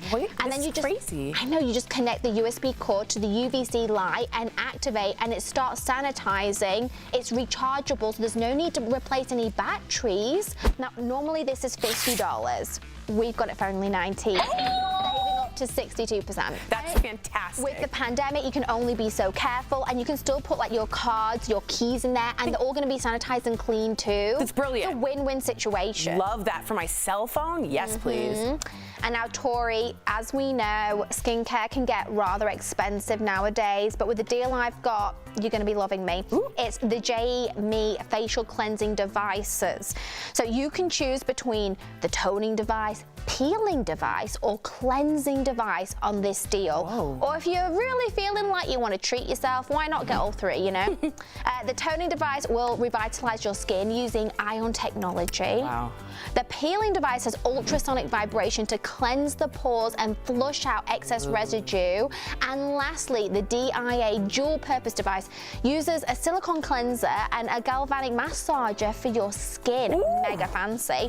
Normally, it's as much as $80 to $120, which is pretty spenny. Yeah. But we've got them for $29, saving up to 76%. I think when we wash our face, we just think that everything's come out. But a lot of makeup and dirt can sit in your pores, so this really is going to ensure that it's clean as a whistle. Love that. Love it. And for the last deal today, I've got the perfect way to listen to music when you're out and about, on the go, working out. It is the JVC Deep Bass Wireless XX headphones with a protective case. So these headphones have a sweat-proof design and are great for enjoying your workout with an uplifting rhythm and dynamic sound. And the deal also includes a charging cord and 3 pairs of ear tips to fit your size. And don't forget a protective case too. Bravo. I love it. And normally they're $50 each, but we have them for $15, saving up to 70%. I love anything with a 1 in front of it. I'm like, well, that's going on the list. How cute is that? I love that with a charging cord. They're really cool. All right, so these are all amazing deals. Head on over, y'all, to morningsave.com to snag these amazing deals at the lowest prices. You heard those prices. You can even visit morningsave.com right on your smartphone. It cannot be easier. Thank you so much, Steph. We'll be right back. Promotional.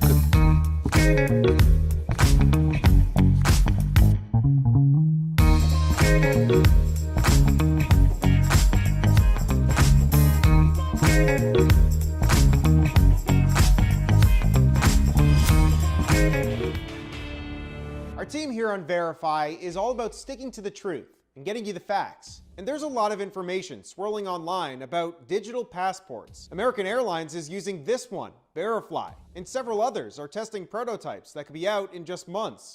A viewer texted the team asking whether they'll be able to travel if they don't get vaccinated. Let's verify. Our researchers started by looking at 4 health apps that are currently in development. In a nutshell, here's how it all works. After you get vaccinated, you can upload the results into the app. The app will then check what the requirements of where you're headed to make sure they match. Only then will you be able to travel. So it's not the airlines who are making the rules. It all depends on local governments and their country requirements. Airlines, just like us passengers, need to follow the rules. One resource you could use is the State Department's website. A spokesperson said they're working in a partnership with the CDC and say if you travel, just remember that COVID's not over yet. Quote, the department continues to strongly recommend U.S. citizens exercise caution when traveling abroad due to the unpredictable nature of the pandemic.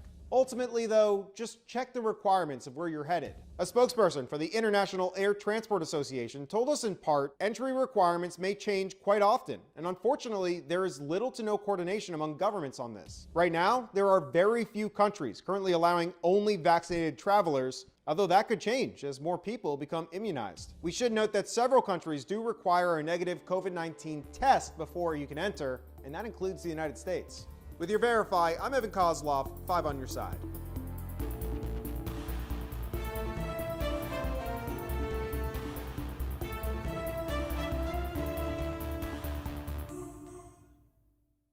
DBL is all new every day. Don't look at me like with that face, because I'm telling you how I feel. I'm not buying his story. No, I'm just being honest. He's trying to get clout. I'm gonna wear a 10-gallon hat. Stick with us in 2021. We're gonna have a great year.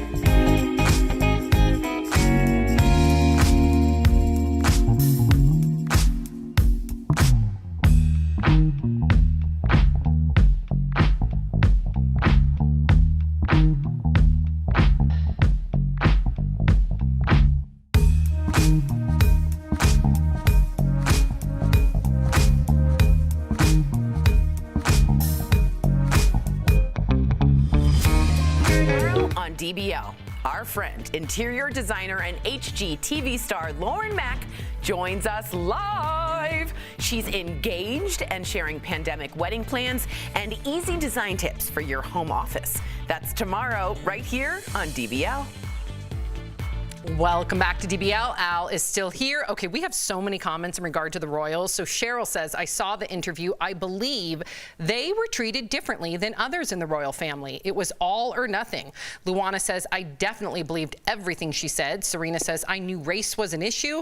Vito says, who cares? Charles says, I remember thinking that the royal family would accept Meghan Markle with open arms and totally not be bleep towards her. Silly me. Roseanne says, it doesn't surprise me. The royal family treats them that way. After all, remember Harry was just the spare. I know that's a sad commentary, but it has been said so many times. They obviously don't value a human being if it doesn't fit into their mold. Erica, you made a visible sound. What's going on? Yeah, because I think what you see is, in my opinion, you see William, who's very much institution, very reminiscent of Charles, and then you see Harry, who has been raging against the machine, very much reminiscent of Diana. And we see how we look at the legacy of Diana versus the way that we look at Charles. And I think that that's really kind of the way that William and Harry have gone as well. You know what was interesting too, Al? At the very end, she compared, I don't know if Al's ever seen The Little Mermaid, but for Meghan Markle to say her story, being a princess, found her prince, and similar to that of Ariel in The Little Mermaid, lost her voice and then got it at the end, and that she has her voice again and she's thriving, I thought was pretty poignant, Al. Never saw The Little Mermaid, but you know what I did see yesterday that was awesome, Sam? My daughter turned 14. Just want to say happy birthday to my daughter, Abrian. I couldn't be prouder of you. You are the best daughter a father could ask for. Oh, happy birthday to Happy her. birthday. Yes, Al, beautifully said. A quick goodbye to our coworkers who tuned in from home. We'll see you guys all later. DBL's new every day. We'll see you tomorrow, same time, same place. Thank you.